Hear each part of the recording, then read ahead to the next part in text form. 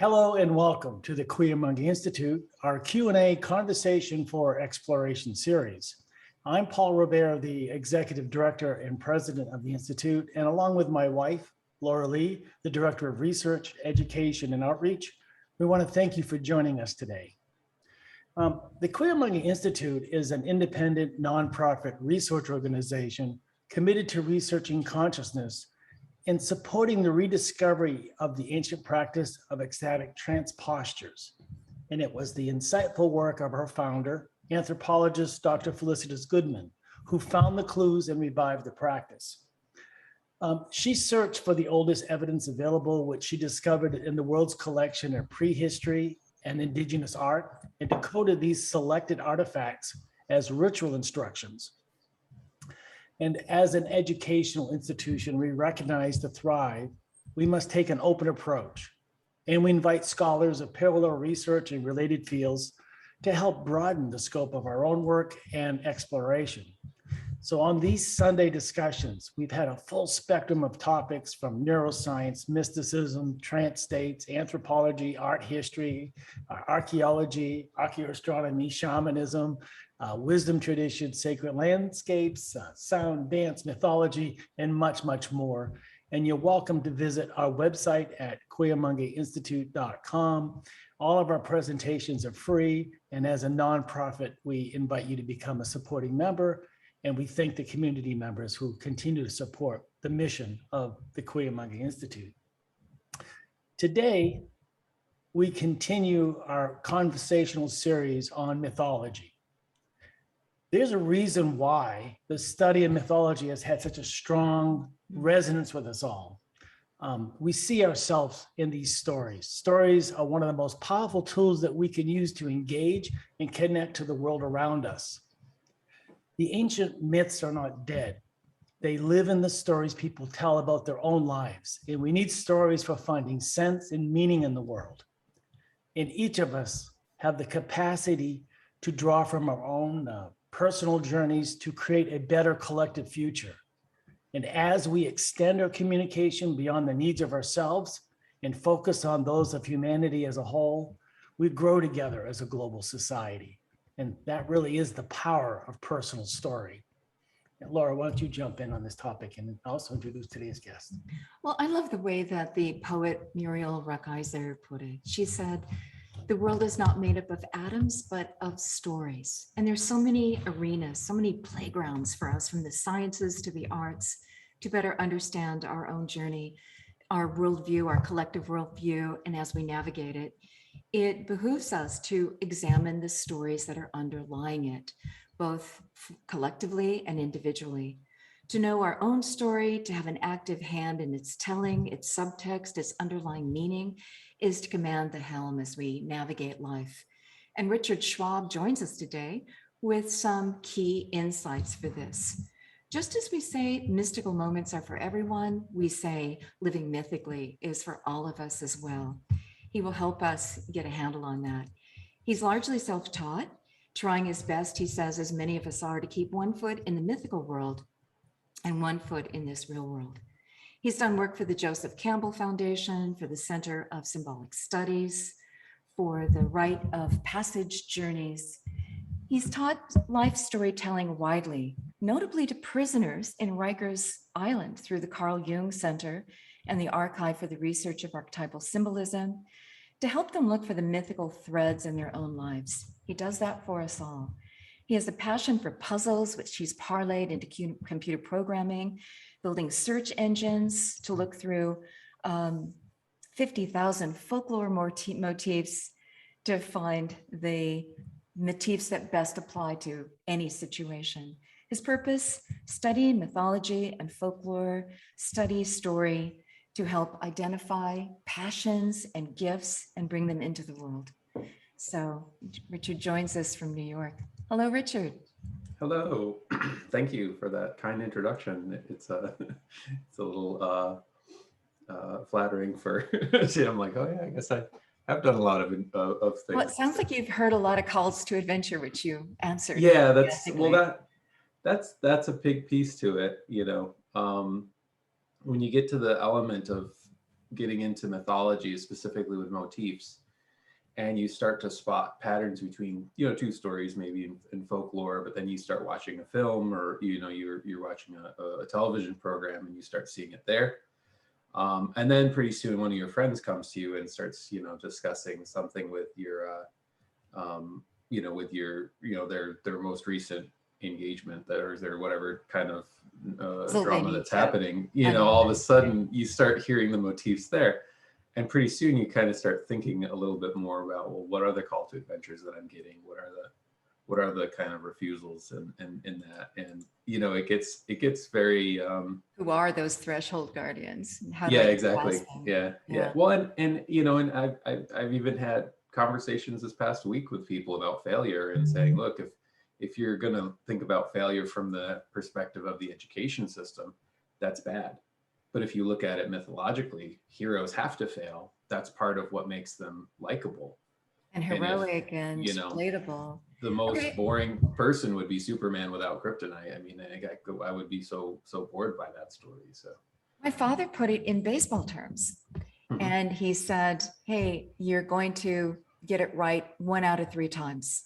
In baseball, the best of the best, have a score of whatever. Yeah. A batting average of 300. Thank yeah. you. Yeah, that's 1 out of And- 3 times, kid. and You're going in- to fail and- 2/3 of the time, so get over it. Yeah. Yeah, and in folklore, there's usually the 3 brothers, and the first 2 always screw it up, and the third one is the one who figures from the previous the 2 odds. how to do it right. So yeah, the rule of 3s is very weird how that comes up. Yeah. So we go far beyond Joseph Campbell. He gave us a really wonderful tool, but you say there's many, many more motifs, many other ways of looking at mythology in our own story.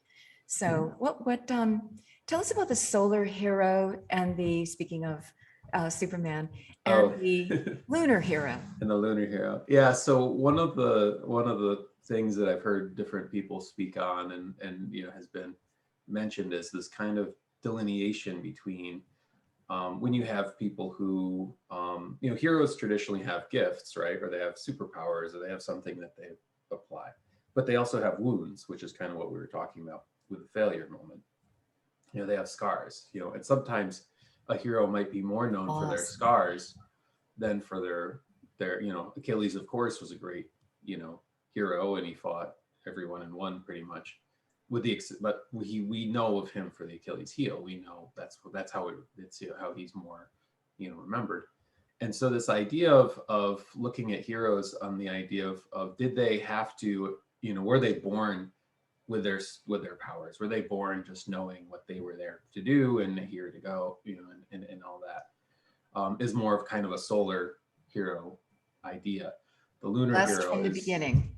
exactly, Yeah. and the Gifts lunar on hero. loan from the gods. Yeah. The term that I use for lunar hero is more the person who has to be wounded in order for them to start to get an idea of where they're at. And that might fit something more like Batman or the Buddha. You know, the Buddhist, he's not really sure what his purpose is until he, you know, has to go undergo all these trials to achieve enlightenment, you know, and he has to, you know, stop being a prince. He has to decide that, you know, he sees a dead person in the street and he's overwhelmed by that. But then he has to go on these journeys and tests into the forest and temptations and such before he can achieve enlightenment at the Bo Tree.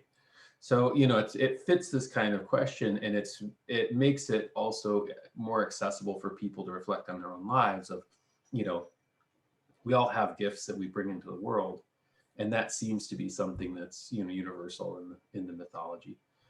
But then there's also moments where you might not be able to access your gifts until you have not, you know, a necessarily traumatic experience. I mean, although that can happen, but you have to go through some toil or some turmoil in order to really kind of give the gifts an awakening or some more meaning. You know, We have to be prompted with our back against the wall sometimes in order to Yeah. dig down deep and bring those forth as a matter of survival. They need Yep. to be triggered in us. Yeah.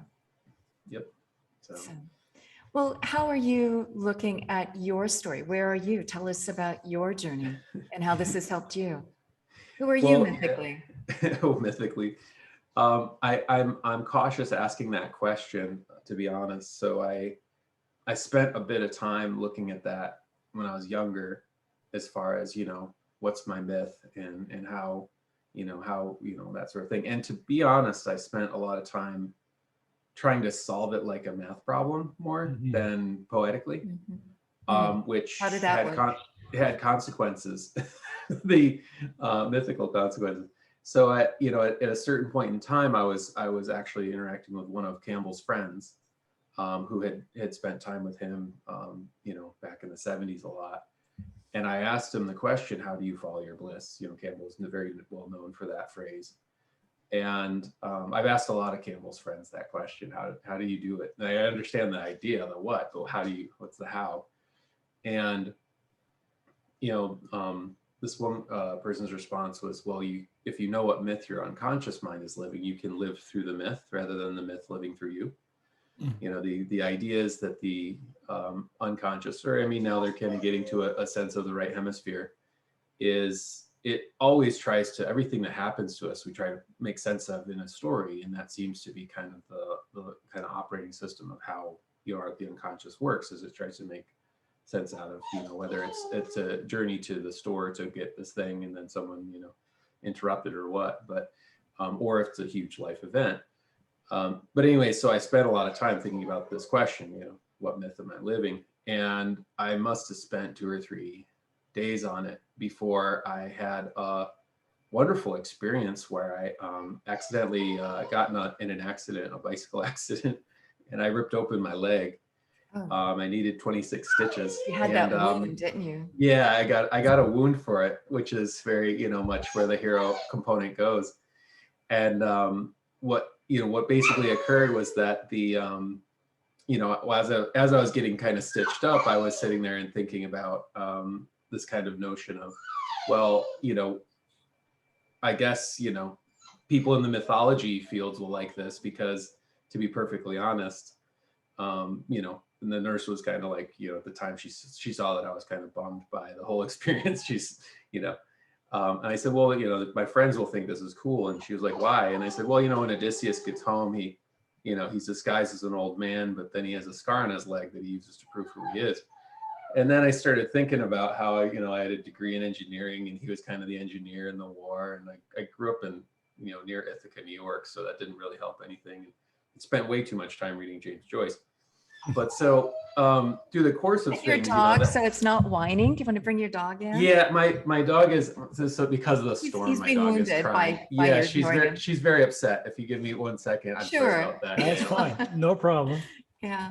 Well, we want to take the second hour, if we gain some insight here, we want to ask you in the second hour to talk about your own stories, your own myth, because I think figuring out our myths is so insightful. It is. There she is. There's a story. Yeah. That's an interesting part to it too, because Odysseus, when he gets home, the only one who recognizes him is his dog Argos. Good timing. But yeah, no, the element of getting to this moment of thinking about that, and what is this kind of myth permeating. But the thing that I found kind of interesting about it is I didn't really like the notion that there's only one myth. One of the ideas is that, well, all cultures have their own variations of these same mythic, and that's the monomyth, that's the hero's journey a lot of times. And when you take the symbolism out of the Odyssey and you move it to, medieval Europe, then you get a lot of the symbolism from the Grail narratives. You have, rather than Odysseus being antagonized by Poseidon, the god of the ocean, you have Parsifal having to deal with the Fisher King, the king of the fish, the ruler of the unconscious, Variant on the same theme. And rather than blinding the Cyclops, he has to blind the Red Knight and kind of get to that space. So I'm going to set her down real quick. She has a bed underneath the desk, and I think that's where she wants to be right now because it's like a nice little cave for her. Yes, I know, the storm's so scary. It's not even raining very much at all. So anyways, but yeah, so when you're looking at kind of your life and the kind of mythic component, one of the great avenues to it is not just looking at the ancient stories, but also like what are the films that resonated with you? What were the ones And that you were why? caught by? you know, because you can pull a lot of mythology out of all kinds of stories. I've found, I mean, there's one of my favorite lectures to give is about the narrative components between the Wizard of Oz, the Breakfast Club, the Narnia books, Harry Potter, and even you can bring in the Ninja Turtles if you really want to, but they're all very alchemical in that way, and they work, they just work very weirdly well. So if you're stripping away, like Goodman would strip away the cultural overlays of a ritual to see its essential steps, what do they all have in common? It's very instructive to see that, the underlying operating system. And you're doing the same for these myths to compare them. You strip away the names and the details, and you see the subtext. Yeah, and that's how a good metaphor works, right? Is you remove the names, and if the relationships, similar pattern. The ideas work, then it works really well as a good metaphor.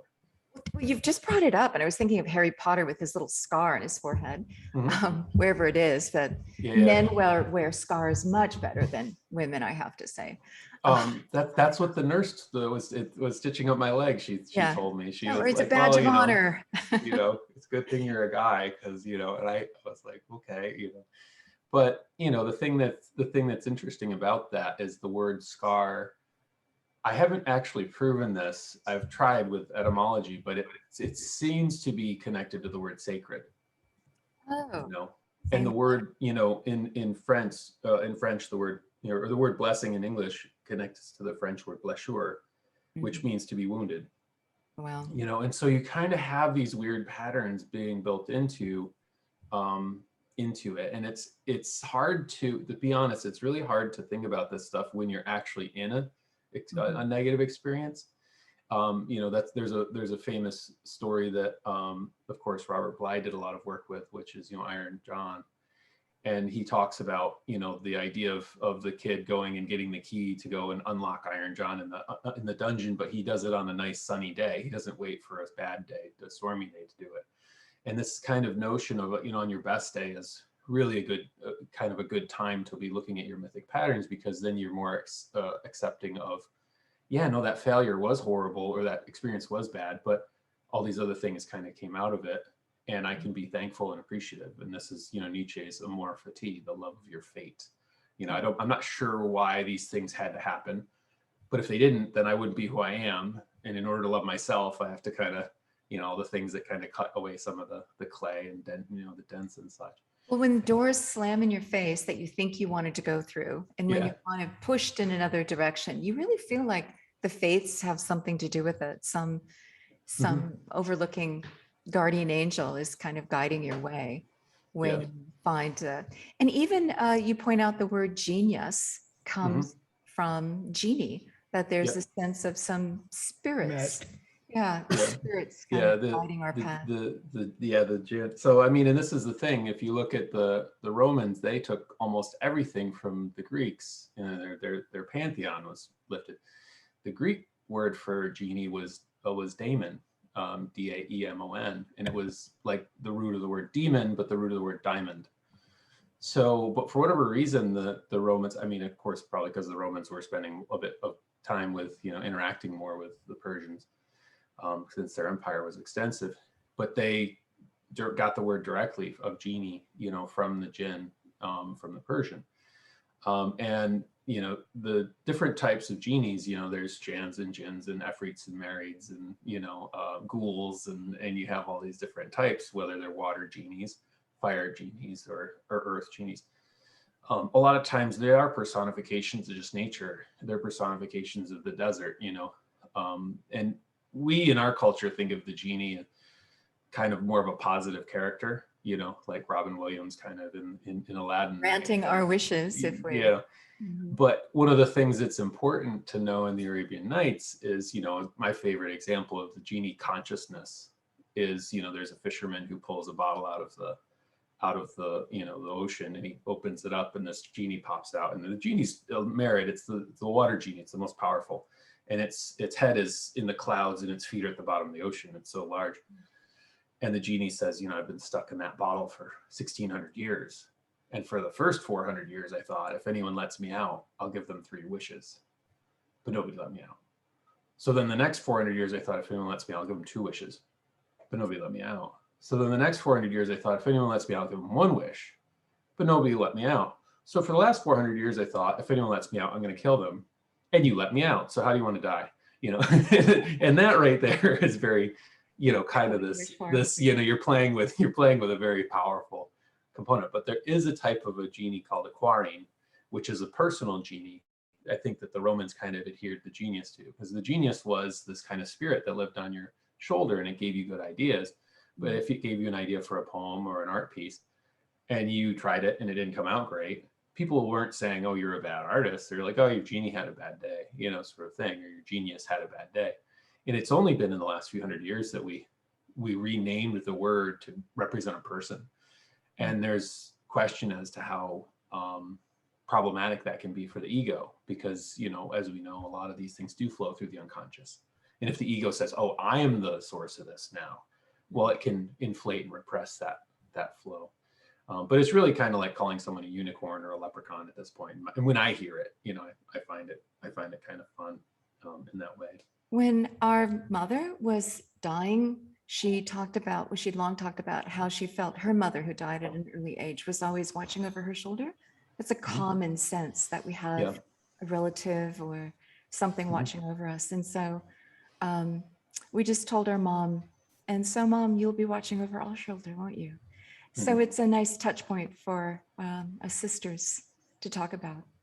And so I think these can be so helpful in personalizing, mythologizing, to navigate this, that sense. It's a very old idea, but we can wrap ourselves around it for comfort as well. It's very common in African myth. The idea that once somebody passes on, they can transcend and become kind of a demigod. You know, they become kind of this thing in this form of ancestor worship. And of course, you know, when you look at mythology and motifs, if you can trace something to an African myth, to be honest, it seems to be some of the more ancient stories, because you know, historically we spent 99% of our time walking upright, you know, in Africa. You know, we've only been out of Africa, you know, if you compressed human, you know, from the 3 million years ago when we were walking upright into 1 year, we were hanging out in Africa till, you know, the second week in December, you know. So, you know, we spent a good amount of time. How long history that they've, That's interesting. those threads running deep. So you mentioned combining all those stories from Harry Potter to Ninja Turtles. You have to complete that thought. Okay. I mean, I like to, one of the things that I've learned in you know, especially with storytelling, is it's important to listen to the audience as well and kind of see where people are at. And again, so I tend to throw out, you know, a lot of options for people, and then if they kind of grab on them, I'm happy to go for more. So if at any point in time anyone, you know, says, go with that, you know, feel free to, you know, raise your hand. That in just a So the one of the interpretations of the Wizard of Oz is that, you know, obviously there's you know, a character going through this journey.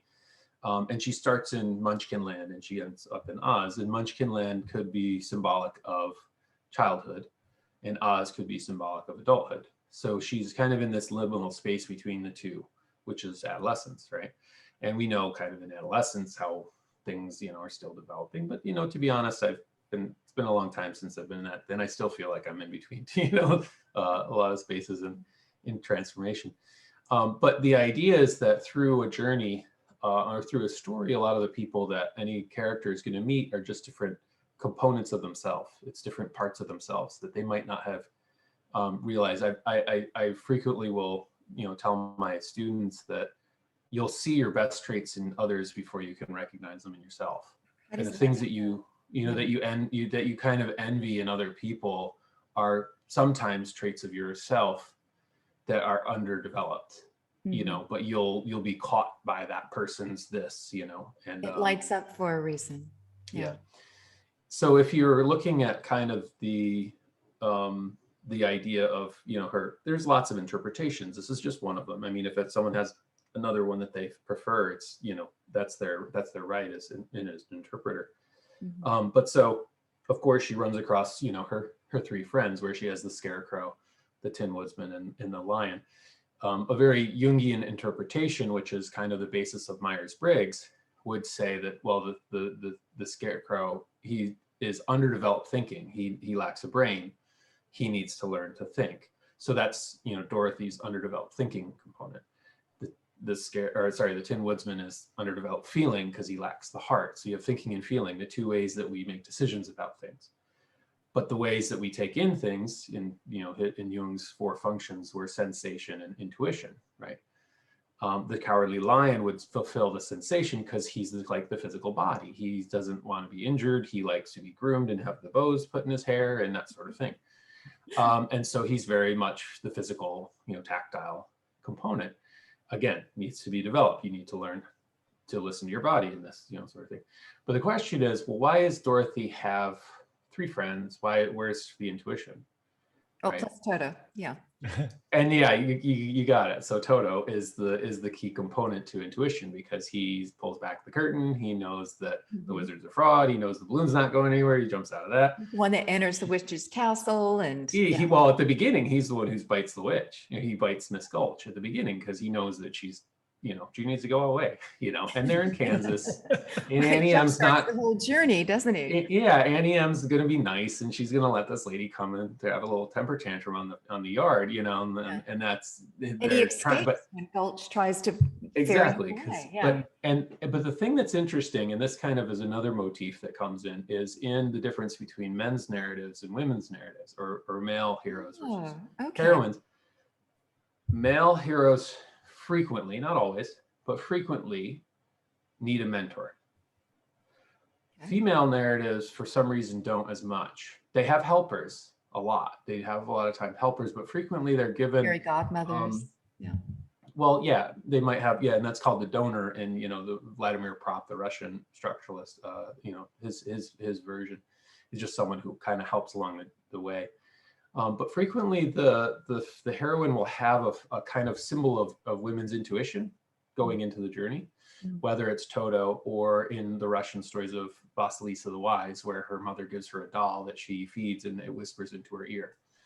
Now, in some cultures, there are moments where a hero will have an intuitive moment, right? So in Ireland, Finn McCool will have where he burns his thumb, and if he bites into the bone, he knows what to do. A lot of Native American stories will have a male who gets out hunting this monster way out in the darkness, and his dogs will start to speak to him. So there are some cultures that have, more intuitive males, but traditionally in the European, it's more designated for women. And it's interesting how the intuitive frequently has to be fought against with witches. There's witches in Vasilisa. She has to go up against Baba Yaga, tempting you, leading you astray. Well, and it has to do with the witch maybe being a personification of a trauma. But to be honest, for Dorothy, she has to learn how to be a bit of a witch to throw the water onto the witch, right? But she does that accidentally. But anyway. Yeah. Because she's from Kansas, but if you were to tell it now, she would be happy to do it. Like in the more modern version, I'm sure she would not have any qualms about water against fire. It's so elemental. Yeah. But if you're going to fast forward these motifs and you're going to look at across the different stories in The Breakfast Club, if you guys are familiar with the film from the 80s, you have the main four characters being the jock, who's the physical function. Okay. You have the nerd, who's the thinking function. You have the fiery girl, who's the spirited.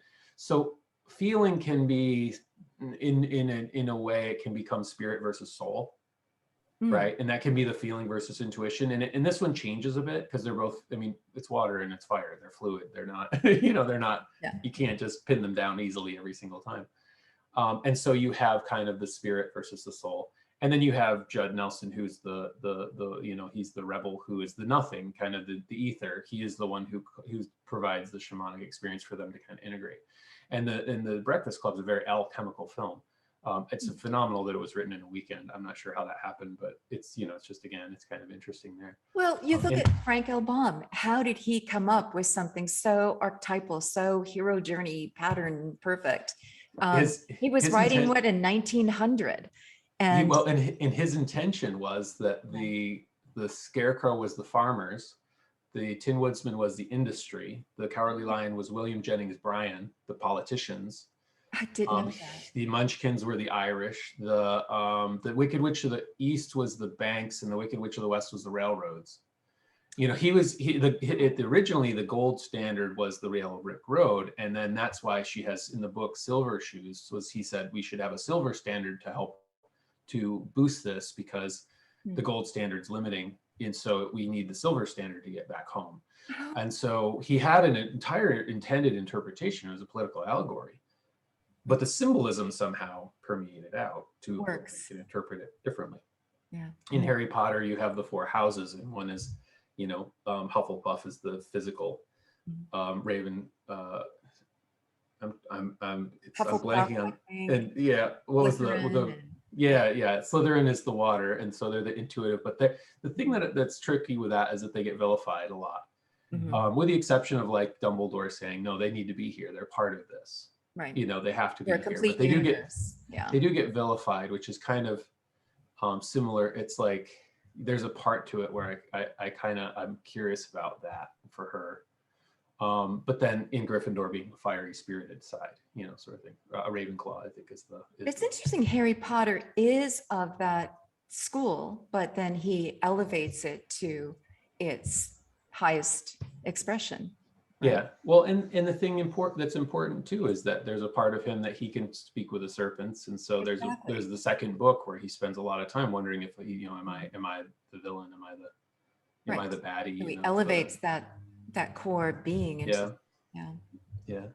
But again, you can see these things in Narnia. In the 4 characters of the 4 kids, you have, you know, Lucy is the intuitive. She's the small one who finds that there's another world, and she says to everyone, hey, let's go to this other world, and they don't want to listen to that at first. You have Edmund, who's eating the Turkish delight. He's the physical body.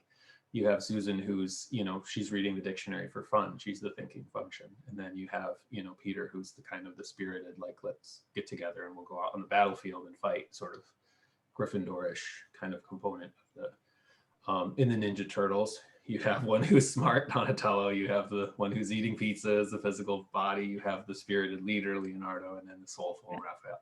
It just keeps, it's hard to watch movies. It's just, you keep seeing these things. You're dissecting it along the way. Yeah. It gets to a point where my girlfriend's like, you can't interpret while we're watching the movie. You can't. I just want to have the experience. We do the same thing. Don't interpret your trans experience. Do it afterwards. Yeah, exactly. During, So, oh, interesting. So what do you think's going on? What are we tapping into? What are all these writers? What are all we tapping into for the same font to show itself in myriad variables? Well, and that's kind of this notion of the collective unconscious, right? This is, Jung put forth this idea that we all have these commonalities. Now, that's not to say that we don't have different expressions of it and different, versions of it. Of course we do. At the same time, you can go to a country like Japan and completely be lost by the level of translation and things being, I was once in Japan, and just to give you an idea, I went to a pastry shop because we were trying to, get pastries, and they had a lot of things, and I bought a turnover, like an apple turnover. Mm-hmm. And I got, you can't eat when you're walking around. It's disrespectful. So you have to find a place to sit and kind of honor, So it took an hour for us to get back onto the train before I could sit down and eat my apple turnover. And I bit into the apple turnover, and there was a hot dog on the inside. So with apple. It was not apple, it was a hot dog turnover. Okay. But again, there's a huge level of, it was definitely very interesting being in a space that has this level of, being foreign, or just feeling like I just can't, like you can try to talk to people, but can't track anything here.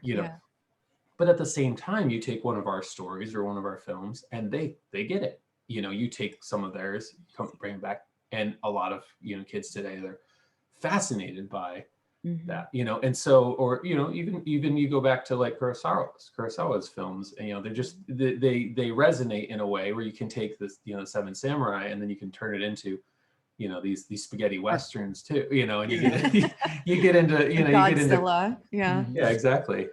But the idea is that a lot of these things do have these common paths. And one of the things that I found very useful in trying to identify that, it's a beautiful idea. And it seems to, if you can find lots of instances of it, but I was very interested in kind of seeing, can I track it? And can I find it? Can I map it? Mhm. And that's where I got into Stith Thompson's work. So Stith Thompson, created the motif index of folklore and literature. And he would say, here's this motif. And I found a folktale from France that's in, and I found one from Germany, and I found one from Italy, But then sometimes you find one and it's Russia and South America and Australia. And you're like, well, I'm pretty sure that there should be one in between those places.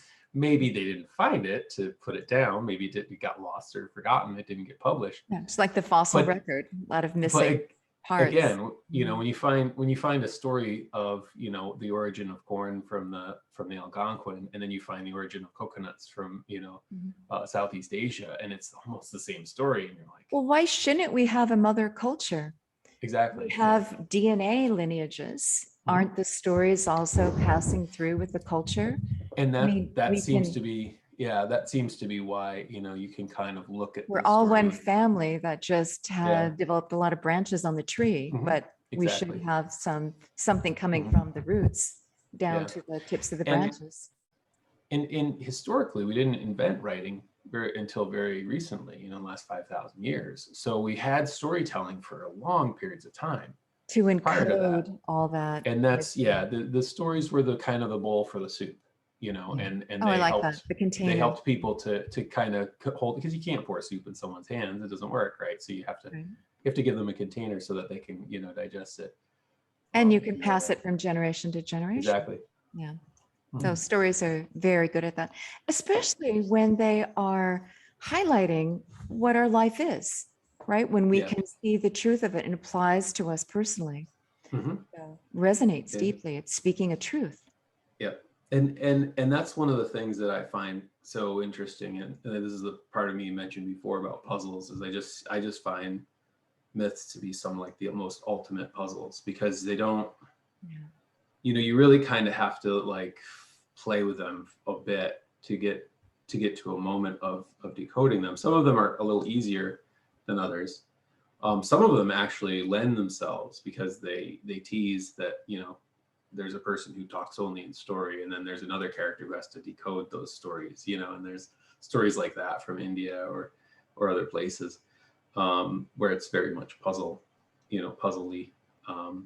But I find, a lot of times it's just really paying attention to what are the parts of the story that catch you. What are the parts that are most memorable to you and most meaningful to you? And if you find yourself, or your unconscious, kind of polishing this gem, then it's kind of really trying to take that gem and like peer into it, and keep polishing it until you can actually see, whatever it's reflecting. I recently got really irritated by somebody, and then I thought, why am I having this reaction? I really need to look at the storyline, or what's going on, or does it Mhm. remind me of something from earlier on, or what is that? And so it really helps to unpack it and look at it and diffuse situations. So Yeah. I did that recently. I find it interesting that you apply this even to the elements of nature. So mythologize electricity for us, if Oh you, yeah. you can apply a myth to just about anything. Yes. This is so useful yes. to have the skill set to look at whatever it is popping up in your life in a new way, to understand the underlying currents that, as you say, if you don't, they're sweeping you away, as opposed to you being in command and altering these. Yeah. Well, and this is one of the things that we fight, or that we're, it's one of the main obstacles, I think, is that if you, according to some expert out there, that every 5 years humanity doubles its knowledge. So that gets to a point where, if you've been around for, 40 years, then you've got like, not just 16, you're like talking like 32, 64 times Exponential growth more here. knowledge than when you were born, and you're like, that's, and one of the dilemmas is that historically sorry, I have a little bit of a cough. Historically, you would have always a narrative to help to explain why is there fire? Where did fire come from? How do we use fire?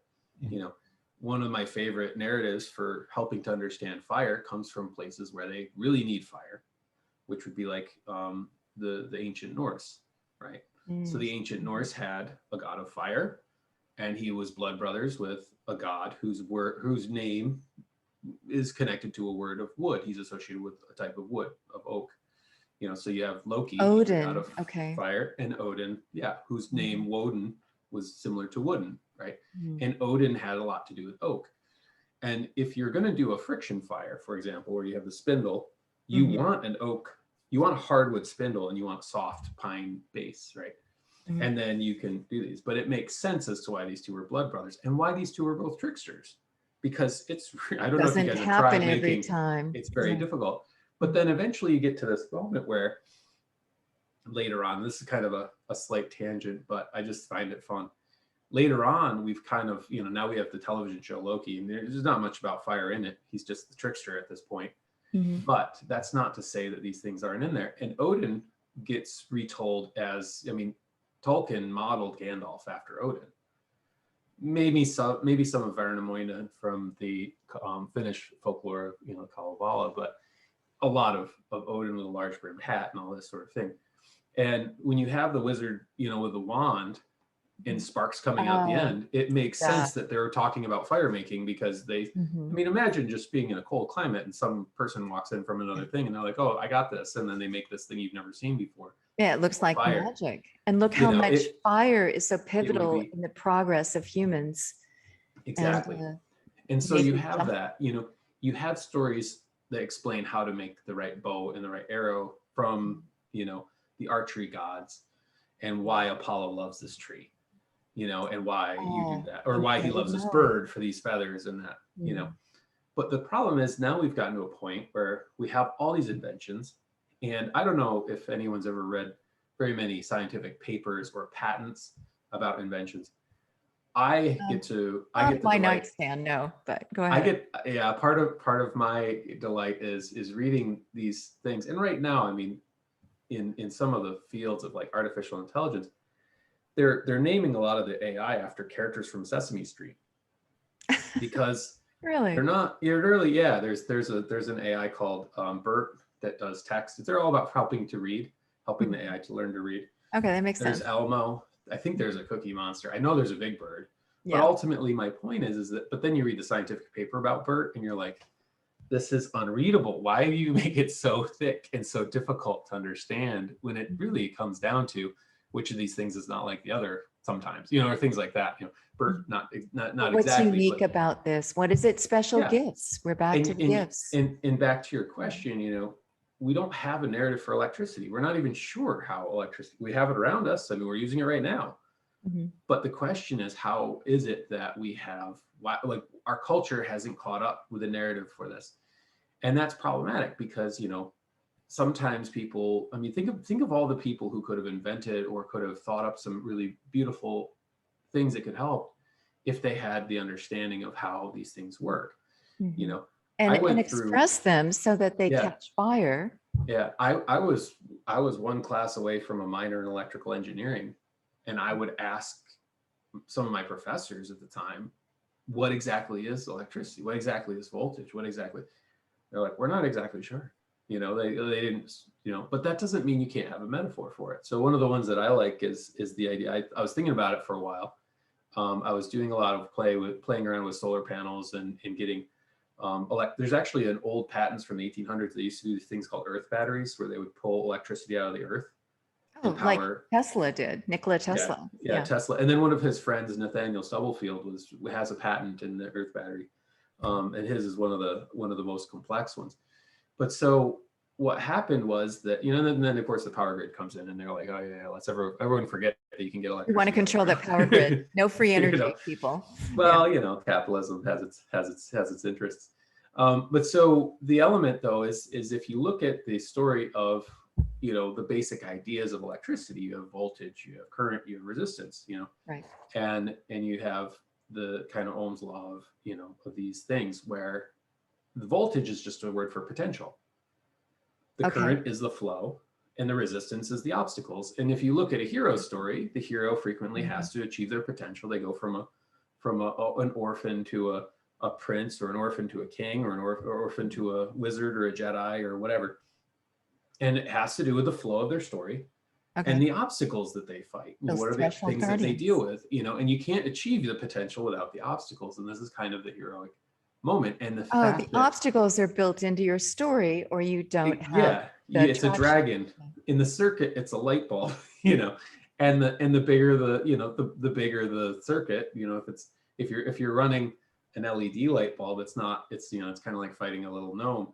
If you got a coffee maker, man, that's a huge dragon, to be honest. Like coffee makers, that's a lot of electricity you've got to use. And I've seen people try to plug in a coffee maker off of a solar circuit and just put in the hair dryer. It's just done. No, the hair dryer is You definitely need Thor throwing down a lightning Exactly. bolt for those. Yeah. Interesting. But again, it's like this kind of question of, a lot of times I just don't think that a lot of the ideas that we're trying to wrestle with, especially the difficult ones, I feel like they're somewhere in the narratives. They're always, somewhere there. It's not like you can have new ideas that are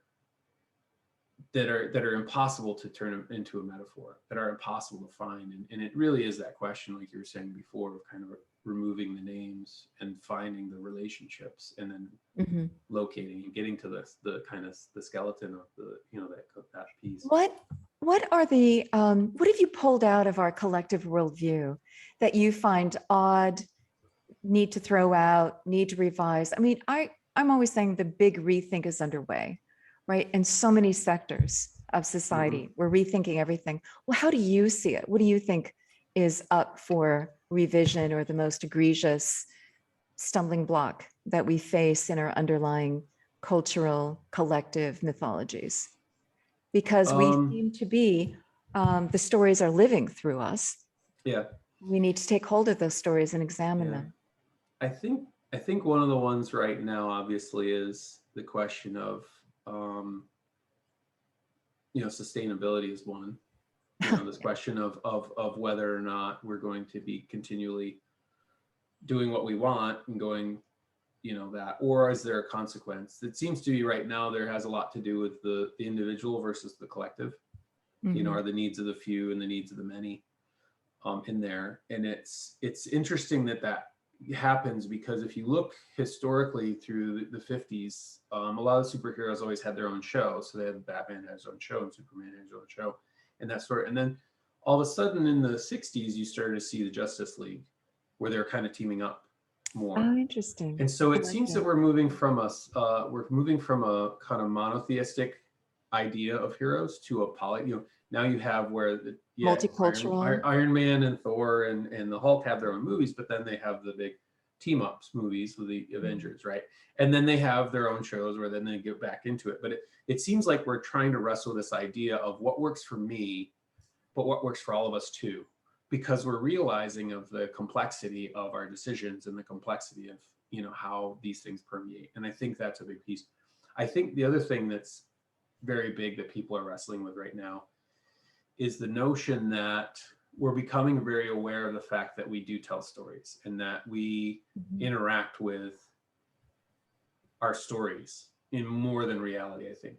And we see it easily in other people. I mean, it's very easy to see someone else who's they're kind of in their own Don Quixote story bubble, and they think they're a knight, and they've got a rusty bucket on their head, and they're and it's not to say that they don't have a truth in there. They just don't always align that with fact, maybe. And I'm not saying other people. I do the same thing. I'm a human. I'm an overgrown monkey, and my brain's about the size of a melon, and I'm trying to predict a world that's a lot bigger. So it's not going to work. We're up against an impossible task, aren't we? But exactly. That's the hero in us all. But, one of my favorite ideas on this is kind of the Zen notion of for example, like this pencil, right? The Zen monk would say, is this pencil in my hand or is it in my head? Because there have to be brain cells that are holding this idea of the pencil in my head. And then the question is, when you realize, well, am I interacting with this pencil, the image in my head, right? Like this is the sphere that my brain is creating. there's a narrative veil between us and reality. Narrative veil. It's good. And that's kind of that kind of notion. But the thing that's difficult on that is to own up to it and to take responsibility for it. And that's the piece that I find humans, especially in the West, where our egos are super huge, super big and thick, and we get what we want a lot. And so sometimes it's hard for us to not get what we want, and for us to kind of think about taking that responsibility rather than blaming other things. But again, that's the heroic moment of failure. That's the point where the hero, the hero's cycle has a lot to do with the ego letting go of its attachments. And sometimes the ego is too limiting, and it needs to be kind of, humbled. Exactly, humbled to be broken open to fit. And there's a part of us that in this hero cycle has to dive to make room for a new spot, and it's painful. It's not an easy experience. It's very difficult. Dark night of the souls. Exactly. Necessary, but not fun. But that's the reason why we watch these stories. You don't want to watch a story where everything was great for the main character. Boring. That would be very ridiculous. You want to see them kind of can't relate to that one. Yeah, exactly. Show me your wounds and how you met your challenges. Exactly, give me some inspiration here. Tell me that I can do it too. Watch The Sopranos, man. We've got some good questions. They seem lots of float by in the questions are chat room. popping up. So Well, maybe first, Richard, I'd like to ask, just coming back to the basics and how that applies to each one of us as we want to better understand our own mythology, the myths that we're following, our own stories that we tell ourselves, and how some of us feel it's time for our story to change. How do we embrace our story without living in a fantasy world, but also changing that storyline so that we're not just creating that same meme, same stories over and over and over. Take command. To take command, and an evolution of consciousness through understanding our own myths. Well, you tell the story of a little boy who finally had the dream where he asked the dragon. Tell us that story to change. Well, right? so and this is and to be honest, it's different. It's a little different with children because they're more flexible in ways, depending on the person, though. I've met ones that aren't. I'm sure we all have. But again, so I was working with at the Center for Symbolic Studies. I was doing a mentoring program, and one of the people I worked with was a small boy, and his father had terminal cancer. So he was going to die within the next six, I think 7 months, and did. And so his mother said, "Can you help to prepare my son for this process of death? But I don't want him to know, because I don't want him. 6 months for a kid is a long time when you're 5 years old. That's what, a tenth of your life. That's a long time." And so she's like, "I wanted it to be kind of natural, but can you prepare him for the dying process kind of without him knowing?" And I was like, "Oh yeah, that's easy. How many?" I hear the question is, how many stories do you know about orphans?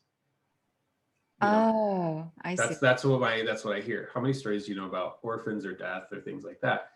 And for me, I don't think that it's my right to tell him, these stories are better than these. You just give the person, and if they find that they are very interested in the narratives that are Judeo-Christian, that's fine. If they like the Native American, that's fine. Just people will kind of find what works for them.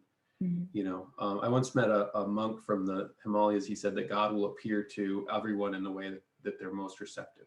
We find that true of our work as well. He said, "For me, it's a woman I fall in love with a little bit more every day." So I always think of that kind of notion. So I began to tell him stories, but I was very interested in the ones that he mentioned back. And this kid was fascinating. I could never tell him one story twice without him saying, "You've told me this already." Every single time. A lot of the other ones I worked with, I could kind of do that. But then I'd mess with them. I'd find one that almost at the exact beginning, and then it went very different. And it wasn't morbid story time. I'm not saying I only did that. I would tell him fun stories too. He also had an element where he would go and he would run out. He liked to be outside, and he was actually kicked out of, I think, at least 6 or 7 kindergartens, because he would just want to run outside and he would want to go play outside. And then they were like, "We can't keep your kid safe. He can't be here." And so this was another thing that we worked with. And so I you know, his mother was I'm going to be honest, a hippie, and she was very happy to have him be rebellious and be a free thinker and listen to these things. And she said, but this is problematic. How do we, you know, how can we kind of rein this in? Steer this in the right direction. Good quality, Exactly. but make it safe. So what I did was I would read him stories about whatever you do, don't blank, you know, and I organized them in the levels of severity. So the beginning, it's whatever you do, don't blank. And then if they did it, they get slapped on the head. And so I said every time, do you think they're going to do it? He's, yeah. You know, and he'd get this little twinkle in his eye because he liked that. You know, kids love that. Oh yeah, don't do it. Whatever you do. Okay, I'm gonna do it. You know, they have that kind of, you know, trickstery side, and it's not bad. You know, in most cultures, and in European cultures, we vilified it more. But in other cultures, the trickster is a very celebrated cultural hero. So I don't have a problem with that.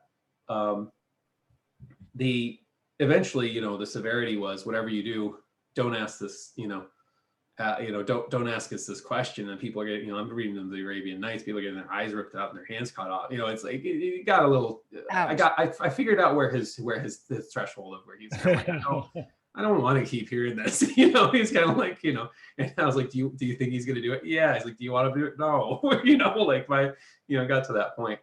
And then he started to be better at that, because he started thinking about, do I want to break the rules and that sort of thing? But this is built in the story. This is part of how stories educated people. Because they teach. Yeah. Yep. But back to the point at hand, when he, by the time his father was ill and he found out, he had the ability to talk about death from African stories, and he could reference Native American stories, and he could reference, from Europe and from Asia and from all around the globe. He could say, hey, that story with the mouse, and it gets sort of, then we could talk about that.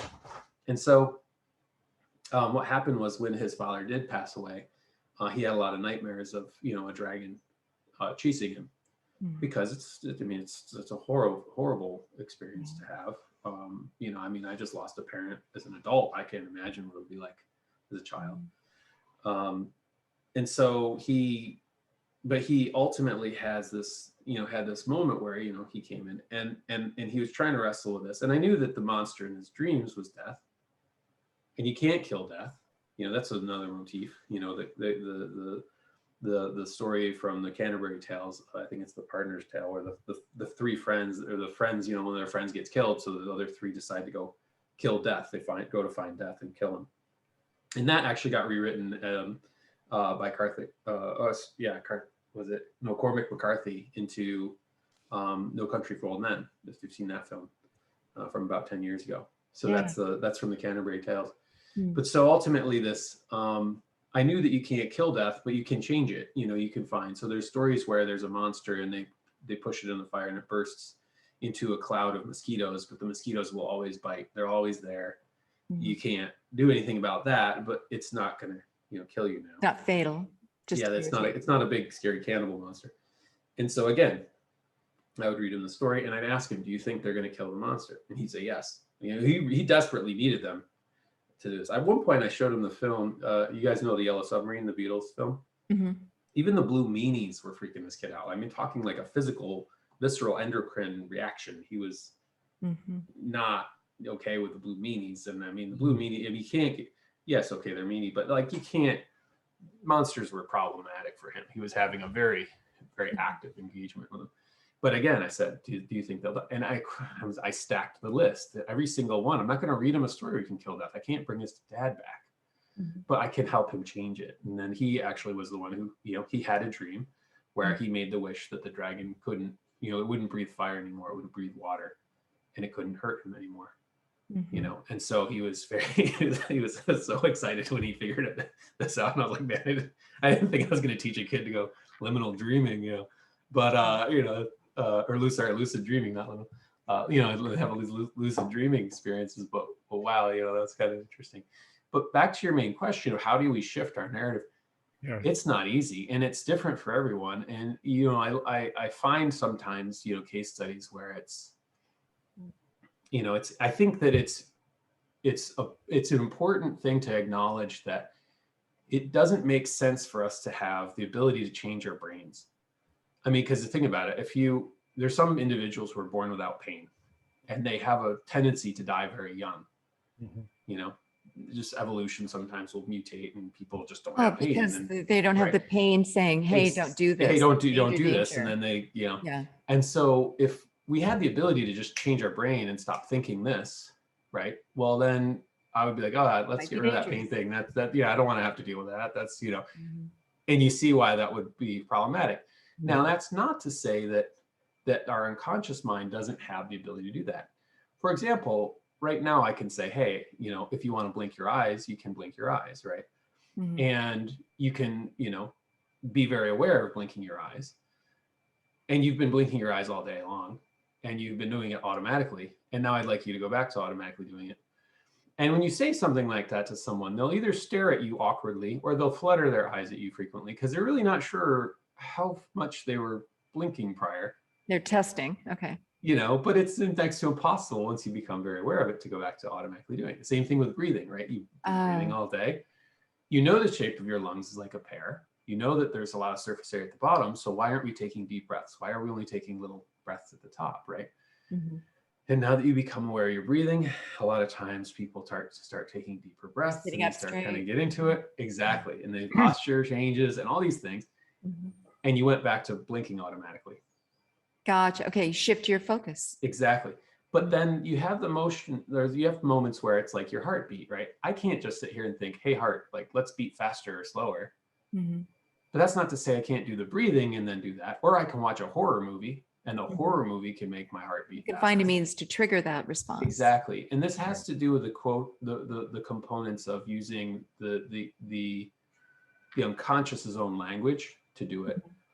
I find The that, conscience own language to do it. yeah, How I do you find define that, that language? What is that language? well, it's, you know, it's the same language as in myths. It's the same language as in symbolism, but it's also, I mean, Campbell argued that all the myths exist in their reference to the body. You know, it has to do with something to do in us. And I find that a lot of times it's not changing the thinking to change the behavior. Mhm. You actually have to physically change the behavior and then your brain will catch up. Interesting. You know, so for example, I remember when I was Smile very, to be happy. yeah, an example when I was, you know, I think in college, I had someone ask me, I would frequently say the word, you know, guy instead of man, and I would say, or girls instead of women. Mhm. And someone said to me, well, do you think of yourself as a man or not? You know, why do you call everyone guys and girl? You know, like, why don't you do that? And I was like, oh, and so like I made the choice to use a different word. Mhm. And then it changed my thinking on that. And it changed my ideas of that. And it kind of elevated things in that way. And so sometimes if you catch yourself, another one that I find people who use the word should a lot, Mhm. the word should comes from German, schulde. It means to owe money and to feel guilt. And I personally find that not something that I want to permeate through my Not day all the productive. time. Okay. Yeah. Yeah. It's not the most effective and efficient, you know, emotional component there. That's not to say I don't feel obligated to do things, Mhm. but But you can reframe it. I better. frequently will choose to use a different word. Another one might be, I find sometimes people apologize a lot. They'll say, I'm sorry, I'm sorry, I'm sorry. Mhm. They're saying, I'm sorrow, I'm sorrow, I'm Oh, sorrow, wow. you know, if you think on it. And so you can think about that and you can say, well, you know, a more active word might be to say, I apologize rather than I'm sorry. Mhm. And these are just linguistic moments. That's not to say you can't say, hey, today I'm going to spend, you know, X amount of time doing this thing. You know, sometimes people felt that maybe when they were kids, they really liked to do this one thing. And this is what Campbell talks about with following your bliss. He says a lot of times it's this kind of deep rapture. It's that moment of something that's very very meaningful. And even if it's putting on your records that are corny and no one likes, you know, do that. Put it on for 15 minutes a day. And this is where it's into ritual work. You can create a ritual for yourself to help to change that. But frequently you really kind of need to just kind of make the decision and say, I'm going to do this one thing. Set up a rule set for yourself and then Yeah, follow it. I find if they're silly, it's fine. It helps, to be honest.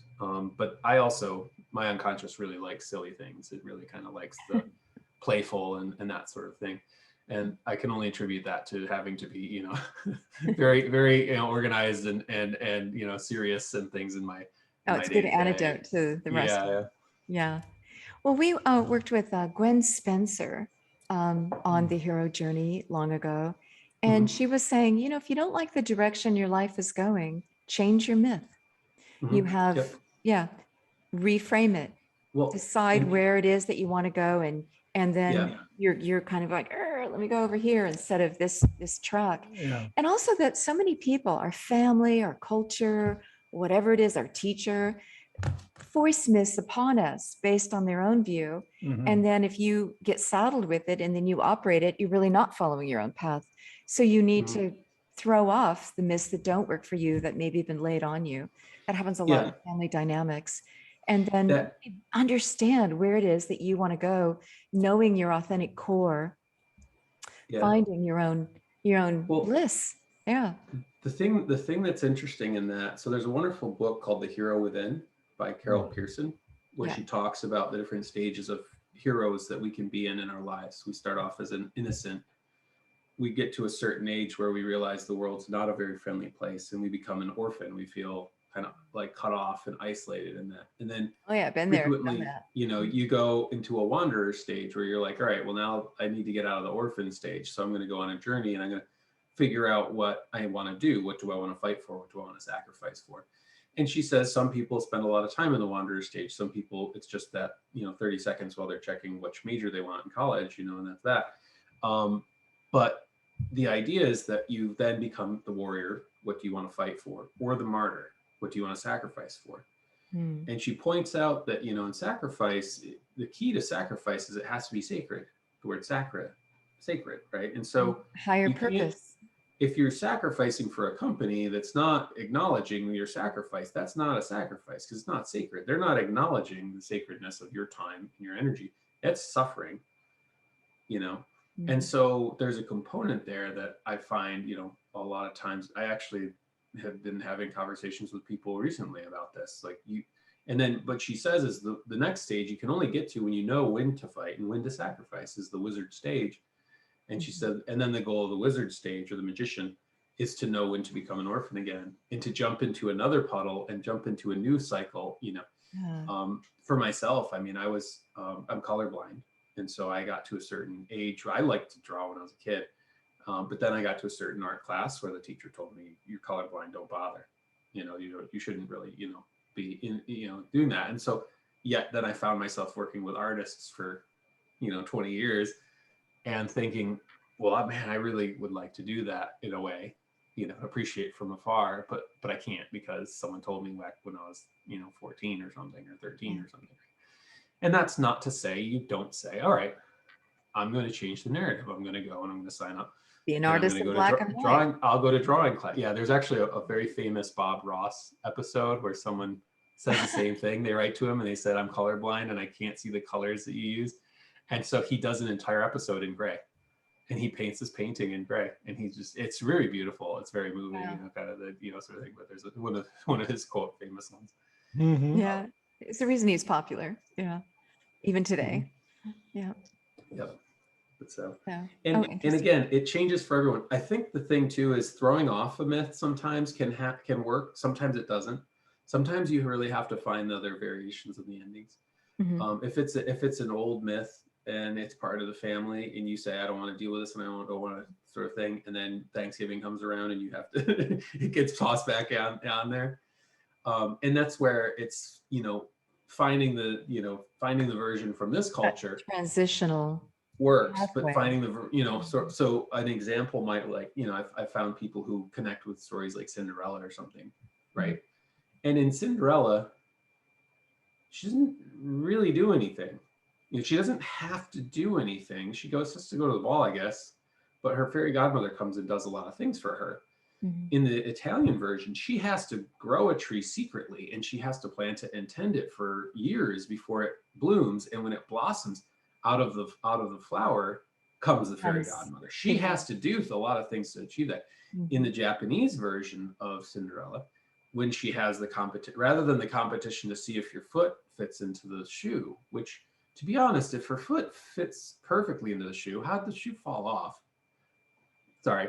Anyways, I get caught in little things like that a lot. I'm like, I actually said that once, and I had a young woman say, well, her foot must have been sweaty. I was like, okay, I'm good. I don't have to ask that question anymore. But so It's easier to in run the- down the stairs barefoot.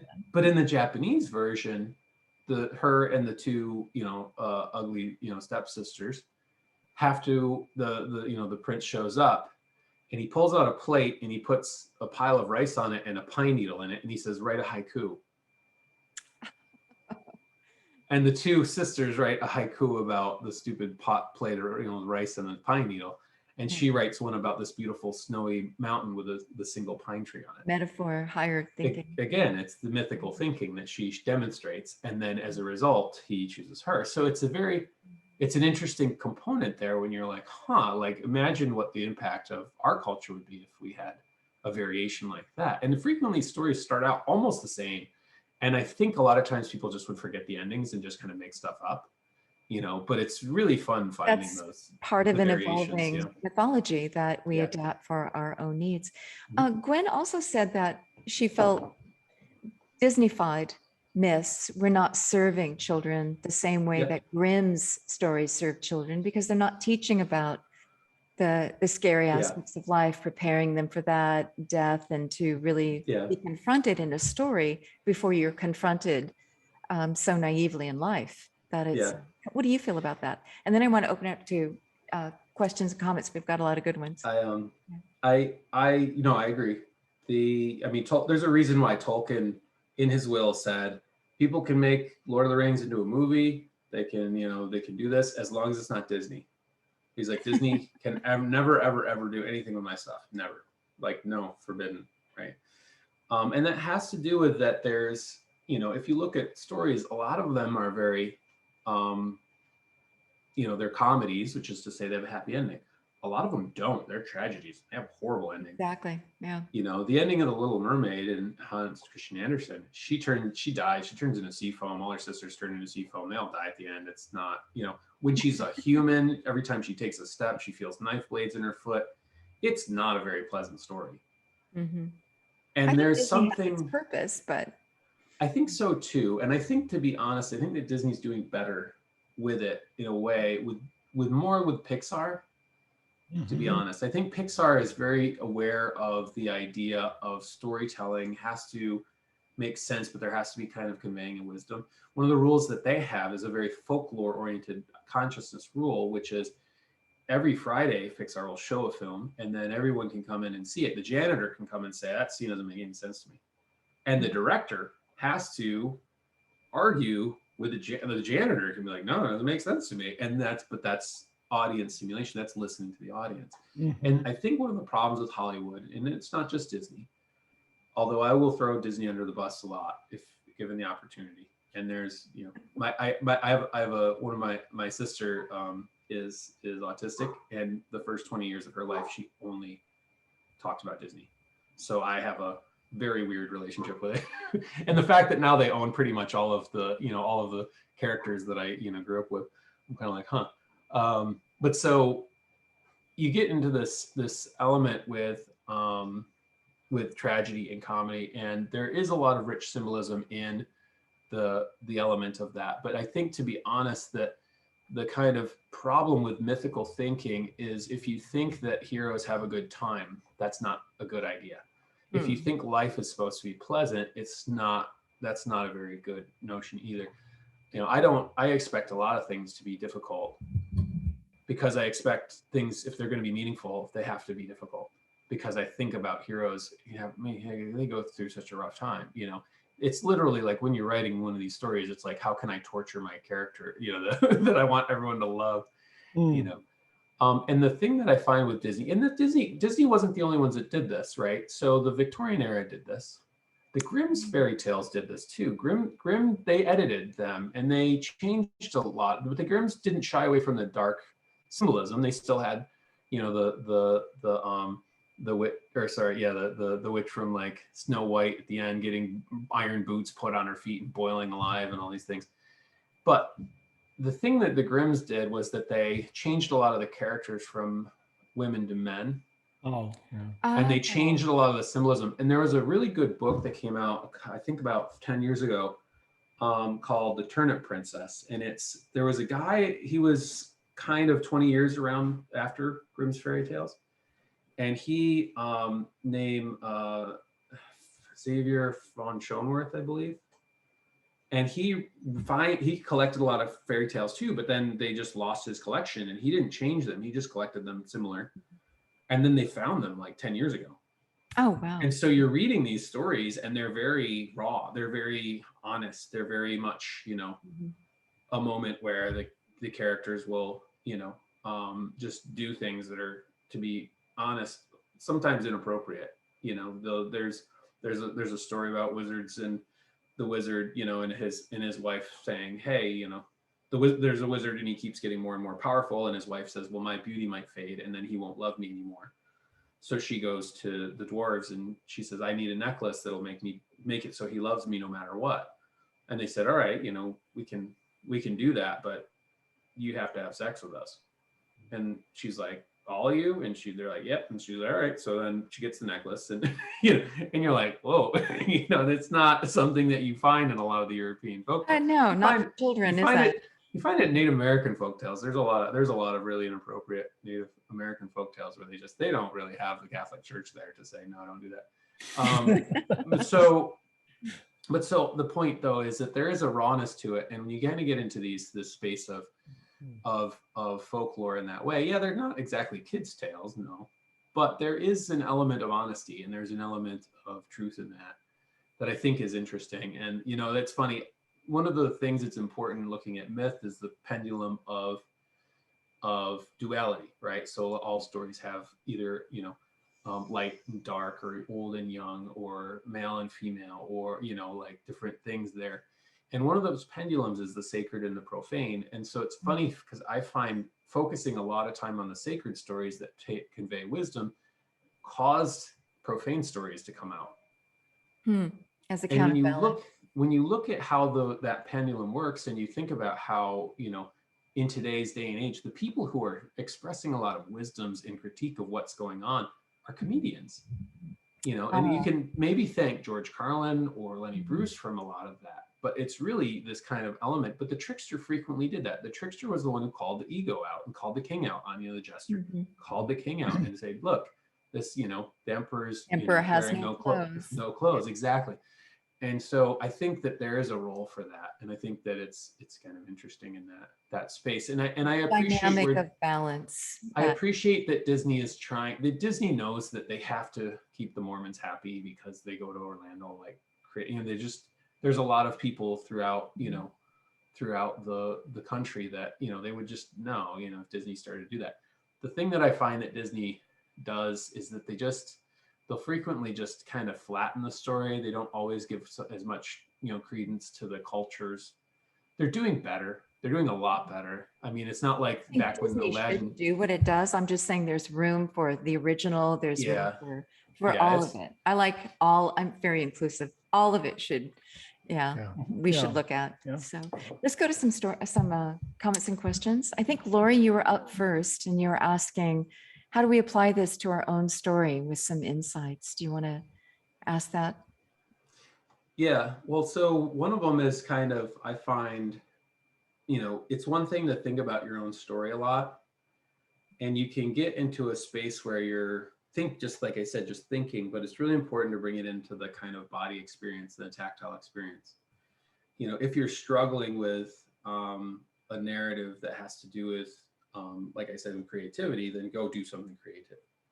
But the thing that's interesting with that is, again, with a pendulum, sometimes to do something creative, you have to maybe do something destructive, so you can make a piece of art and then destroy it, or you can destroy something and then make art afterwards. And that tends to soothe thing. It depends on the person's story. It depends on what the components are. And if you're getting lost, I just say, go read folktales. I mean, just go read the actual stories and the myths. One of the things that I found, and this is not everyone, but we, at the Campbell Foundation, we ran roundtables. And there's a lot of people would come and kind of like this, would have conversations, and they would talk about the stories, but then they talk about the same 3 stories, you know, and sometimes the answer is in those 3 stories. It's in the 7th story. It's in the 17th Well, there's a story. huge universe of stories to draw from. Exactly. And it's important, I find, to read the story and kind of like let yourself do that. That's my experience. Some people, I don't think that that's the right solution. Some people, they're musical, and their solution is to listen to other pieces of music that they haven't heard, or write new things or something. You know, for me, I find it's very soulful to do that, but I think it's kind of paying attention to that. Some people, their element is food. They just want to cook food and that sort of thing, and their soulful experience is looking up new recipes. Maybe again, it's not anything that works for everybody, and so and without knowing details, it's hard to answer the question. But I would say, to be honest, if you're really interested in the stories and you're willing to just crack open the Pantheon library of folklore, is tremendous. There's a book Jane Yolen has of folk tales from around the world. It's really well organized, because it's organized by motif. It's not organized by, here's the European stories, here's the African stories, here's the stories about, you know, heroes, here's the stories about creation, here's the stories about destruction, here's the stories about love, here's the stories about monsters, etc. And so I find that you know, that kind of angle on it is more useful. And if you're having a monster week and you're saying it feels like monsters this week, read some monster stories. You know, if you're, you know, in a different place, you know, and well, it's instructive to consider yourself the hero of your own journey, and that when the road goes rocky, it's part of the landscape. It's and also, that heroes have traveled this road before you. It's a well-worn path. You can do it too. Yeah, it's also important to acknowledge that when you're interacting with other people, you're not the hero in their story, and you can't do the hero deeds for other people sometimes. And sometimes some of our drama comes from that we feel the need to, if this person could just kind of, you know, this person I really care about can just do these things, then it would make that. And to be honest, you have to think of yourself as the helper gnome that might have a key to the side door, but they have to acknowledge that they're on the journey. And some people, you know, that happens at the right time. Some people, I don't know if it ever happens, you know. But you have to respect their journey. And well, you can't, if they're the hero in their story, if we're all the heroes in our stories, you can't be the hero in their, you know, you can help, but then are you guys aware of what's called the drama triangle? No, tell us about the drama triangle. Okay. This is a kind of therapeutic notion. So one of the things that can happen if you play the hero in someone else's story, right? So the drama triangle is this idea that there's a rescuer, there's a victim, and there's a persecutor. So I don't know, I'll give you an example. Say someone comes and they complain to you about their significant other, right? They say, oh, you know, I did this thing. So they're kind of coming with this narrative, and it's not necessarily always a victim role, but let's say we've had experiences where we've heard this. We have a friend who, yeah, they've been with this person a long time. They always complain about them. You're like, yeah, and you might want to get out of that relationship. Rather than coming in as the rescuer and saying, yes, I'll tell you all the bad things about them too, and I agree with you, right? What can happen is that now what you've done as the rescuer is you're attacking the persecutor. Mm-hmm. And so everything switches. And so now you become the new persecutor. They become, the previous persecutor becomes a new victim. And now the victim is freed from being the victim because now they get to rescue. No, he's really good, or, you know, she's really a good person, you know, that sort of thing. And now you're kind of caught in this situation where you're a bad. That sounds so familiar. Yeah. Right. And so that seems to be sometimes a thing that happens. And there are people out there that kind of seek drama and need drama for some reason. It's like the reason why we need to watch horror films. You know, if we become too complacent historically, our ancestors, and said, we're pretty sure there's no more tigers, and then a couple of generations go by and the person who sits by the bushes gets eaten by the tiger. So we have evolved the ability to make sure that we have X amount of drama and horror and things going on inside us to keep those systems sharp, even if we haven't seen a tiger in a long time. Interesting. I think that's why it's a survival skill. Okay. Exactly. You know, you got to keep the systems intact. Interesting. Okay. Let's see. With some couple of interesting comments. You're welcome to raise your hand using the or just jump on open your mic. Well, no, you can't just have people turn on their mic. You got to raise your hand and we'll choose you Okay. to ask your question. Yeah. Yeah, so let me see, what was some of the questions in the chat Oh, room? a rock concert. Oh, that was a story that Yeah. someone shared. Joseph Campbell attending a Grateful Dead concert. And Yeah. what's that story? Yeah. So Campbell, when he was in his his 60s or 70s, so this would have been in the late 60s or so. Every year he would go, and on his birthday he would go to Esalen in California in Big Sur, and he would go and teach, and a lot of his friends and such did as well at the time, and a lot of other lots of people did. I mean, Aldous Huxley taught there, and Alan Watts, and a lot of great minds, and then I think the Beatles went there, and Joe Baez, and all these these people at the time. So during this process, he was at a grocery store, I believe, if I remember the anecdote in his biography. He was at a grocery store and he ran across some hippies in the line, and he started talking to them. And he didn't realize, I think he was talking with Bob Weir of the Grateful Dead. And he said, "Hey, do you want to come to our farm? We've got a farm. We're a music band and we own a farm." Now, Campbell was in the Maverick communities during the Great Depression. The way that he spent his time in the Great Depression was he lived in Woodstock in the artist communes with, And he read. with Herbie White. And yeah, he lived in a chicken coop and he read books, for like years. He couldn't pay for the books, but after the Great Depression, he spent the money back later, years later. But and so this was before he went out to California and hung out with John Steinbeck. But so what happened was that he met Bob Weir, about come to the farm. Bob didn't really know who Joseph Campbell was, and then of course he introduced him to Jerry Garcia, and Jerry Garcia's like, "I love this guy. Like, you haven't read Campbell? Like, come on." Because at the time, a lot of them were reading Campbell. I mean, Jim Morrison would just talk about mythology, and he was using it. He was very conscious. I've read interviews where he was more articulate on mythology than I think myself. Most of the people I've run across.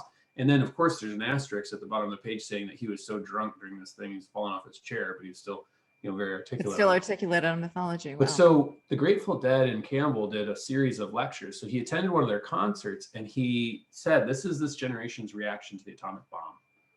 He's like, people need to get back into a kind of primal space to make sense of that. Mm-hmm. And he thought it was amazing. He thought, and so then there was a series of lectures where he, and Jerry Garcia, and I think they had a psychologist with them who was focusing on shamanism and schizophrenia. And I'm trying to remember his last name. I think it was Perry, but I could look that up. But anyway, so they would do these. They did a couple of lectures, and I've never heard the recordings of them. I don't know if anyone, which is baffling to me because I'm pretty sure, although I guess if it was early enough, I know it's at a certain point in time, the Grateful Dead concert, pretty much everything got recorded somewhere, so they were very, good with that. But yeah, no, I've never heard of that, but he did maintain that, that component. And, it's interesting. The Robert Bly conferences, apparently John Densmore will go to some of those, and he'll sort of talk about the mythic, again, with a door. But a lot of the people at that time and era were very conscious of this. They're very aware of the mythology. Yeah. So the primal, getting back to that primal sense, I think we always need that. Well, our age is really requiring that because we're so far removed from that. How do you think these stories, these experiences, maybe it's rave dances today, maybe it's ecstatic trance today, what is the need for that? What do we gain in your perspective from getting back to that primal sense? Well, so, and this is kind of an interesting question. It kind of comes to, the scientists are still trying to understand, why do we dream, right? What's the point? Is it that there's a bunch of wisdom in this? Is it that there's a bunch of they're finding other animals dream as well? Yeah, exactly. I mean, I know my dogs. I know my dogs dream because they're just constantly woofing with their mouths. They're doing this in their sleep. Exactly, yeah. They do, yeah. Mm-hmm. And but so, it's kind of this question, is it that we're trying to simulate something? Is it that we're trying to prepare for or make sense of something, and how does that kind of play in? And ultimately, I think, with right now in the level of stress of reading the news, or the level of stress of trying to kind of, deal with a lot of the things that are going on in the world, especially the pandemic. I mean, the pandemic was very difficult. And the thing that's interesting about it is very difficult for different people in different ways, but there is a component where we're all kind of connected together in this. It's the consequences of a person over here could influence the consequences of here, and making us very aware of that. And there's some people that's very overwhelming for them, and I think that right now, going back to a kind of primal sense or a place of kind of reflection is synonymous with the sweat lodge in Native American culture. It's synonymous with the rite of passage of going into the old caves in France where the cave paintings are, where they would do the initiation rituals.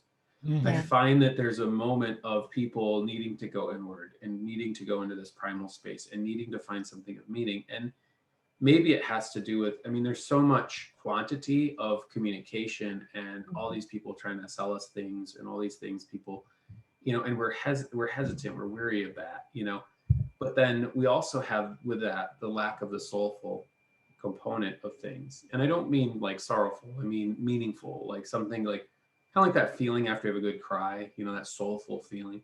Or if someone has, there's a wonderful line in the book One Flew Over the Cuckoo's Nest.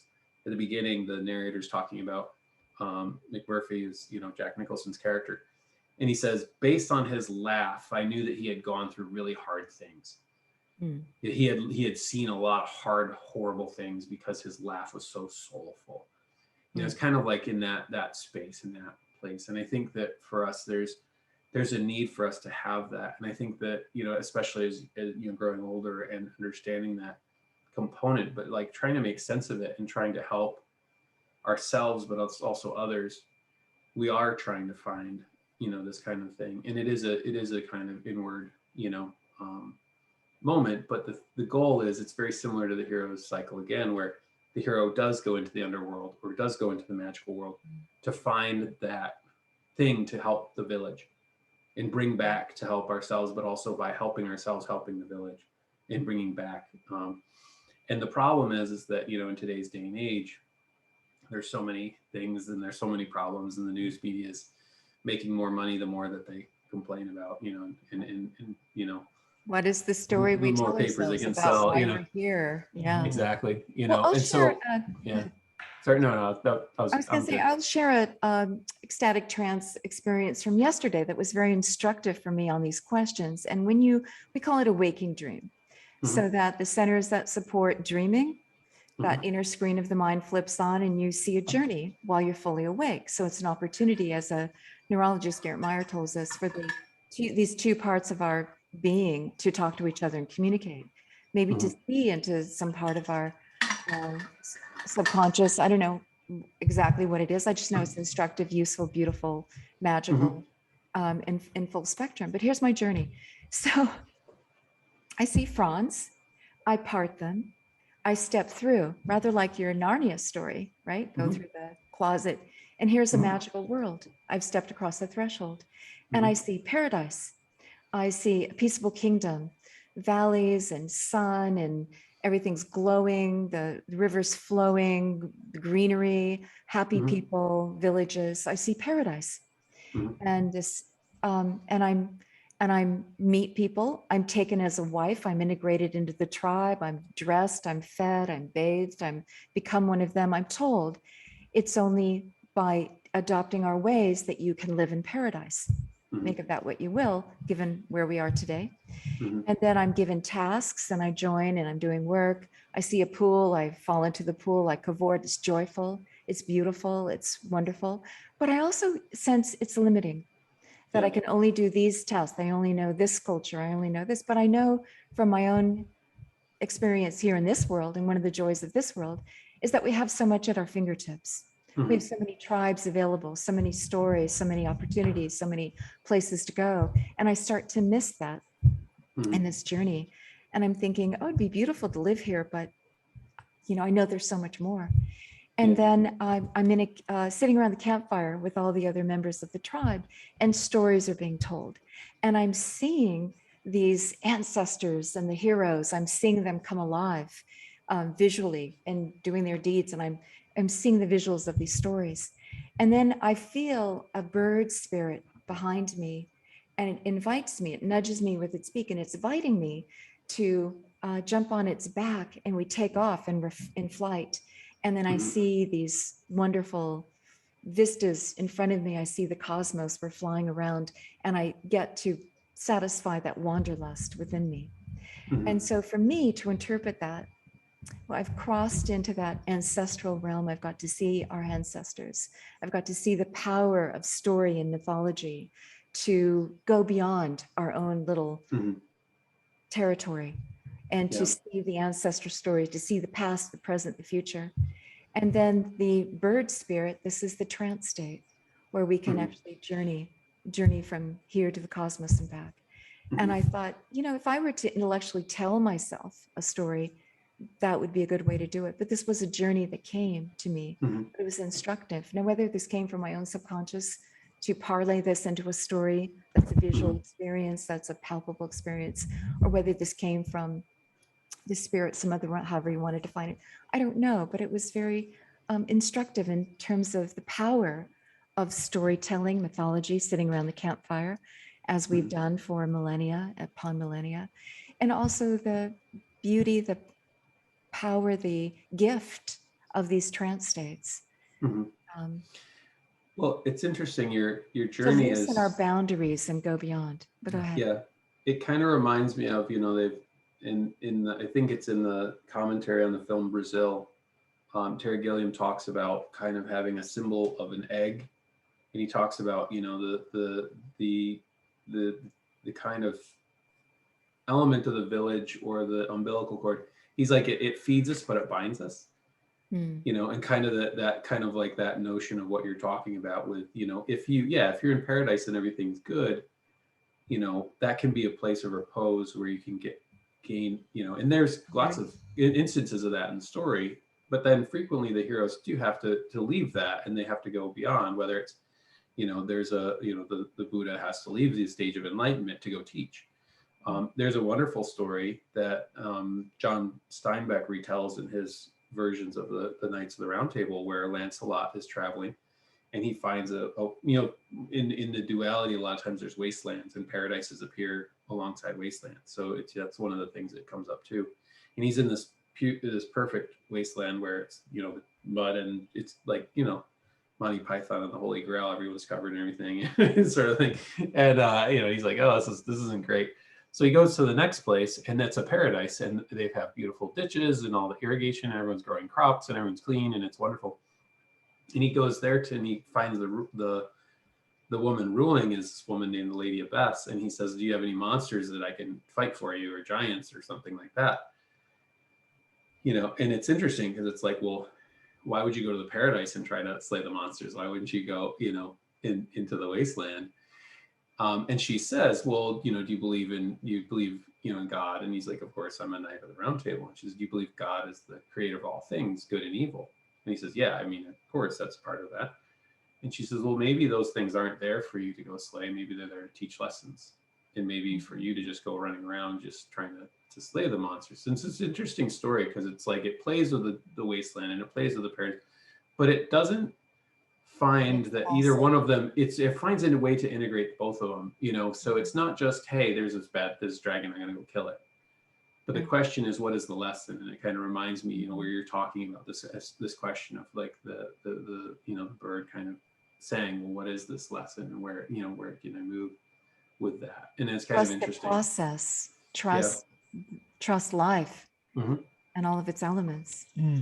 Well, and in any good myth, you know, one of the things that happens, and this is something that I'm trying to remember who said this. It's one of two authors, but anyways, I'll think on it. But they said that, you know, any story has two parts, and they're frequently at odds with each other. And the goal isn't to have one side win or the other side. They said a real true myth has an integration, and then there's a third way. You know, there's a third way that comes of it. But, you know, the idea of a meditation and an inward journey is very, very important. I've had instances with my unconscious where I would have a bad, you know, say I have a negative emotion, I would ask it to take a kind of mask and turn into a person and personify itself. Ah, Right. show self. And so one of the things I once had a vision where it was a field, it was a snowy field, and there was kind of like an igloo in it. And there was, inside the igloo was a puddle, and in the puddle was a small child, and he was sitting in the puddle and he was looking into the water. He was getting it all muddy and he's all cold and wet. And so the thing that's important in meditation and guided visualizations with your unconscious is that you can change things sometimes, but then sometimes they revert back, they'll flip back. And then that means you're not really getting the message and you're not really, working with the story. Like I can't just snap my fingers, no puddle anymore, you're dry, it goes back, right? But what you can do is you can work with the story. And so in my vision, I took a twig and stretched it and made a bench. And I lifted the kid out and I said, because he was clear, you have to listen to what the characters are interested in. It was clear the kid was wanting to look into the puddle. That was very clear from the vision. So I put a bench so he could sit and he could look into the puddle without getting wet and cold. And then I took another branch and I made a little wardrobe and I opened it up and I brought out the blankets and, warmed him and dried him and all that. And then I sat with him and it was really about 10-20 seconds of me and sitting here with this meditation. I'm sitting next to this feeling of sorrow personified as a little kid, and I'm just going to spend time with it. And I'm going to let it validate it, let it experience. Because emotions, a lot of times, they want to just be felt. Mm-hmm. We don't like that all the time when they're negative. We want to repress them. You don't have to fall into the river. You just have to dip your toe in it. And yeah, it's going to be icy cold, and you put your feet in it, and okay, this is going to hurt for a period of time, but 20-30 seconds in, and it started to pass. And all of a sudden, I saw in the puddle, this woman bursts out the water. She scoops up the boy and she was like, thank you, and I went on my way. I have no idea what just happened. I don't know what my unconscious, but that's the word unconscious. It means I don't know. And you have to sometimes be okay with that. Parts of the unconscious mind, it's just trying to sort stuff out, and you don't have to tell it how to do that. It can do that if it's Trust the easement. process. But really, it's kind of being willing to witness and experience it. And I find that kind of technique can work really well. Sometimes people like to do it with journaling. They like to write out the story that they see. And Jung had a technique called active imagination. There's a wonderful book called Inner Work by Robert A. Johnson, where he outlines how to play with this method from that more Jungian perspective. And I find that stuff to be, but again, the mythology helps to inform that, because then it gives you ideas, it gives you more options. But sometimes it's as simple as, blankets and, taking care. So. Mm-hmm. Well, we find the spirits are good at storytelling, creating stories, coming in the guise that you feel most comfortable with, and relaying something for a shift, for some kind of movement forward. But oh, Martha's asking a really interesting question. Oh, let's hear it. Speaking of the pandemic, the virus has now become endemic as an established and probably ongoing part of life. How would that be represented in myth? Oh, thank you, Martha. Yeah. So pandemics are very important in story. Pandemics are very, very important in story, and plagues are very important in story.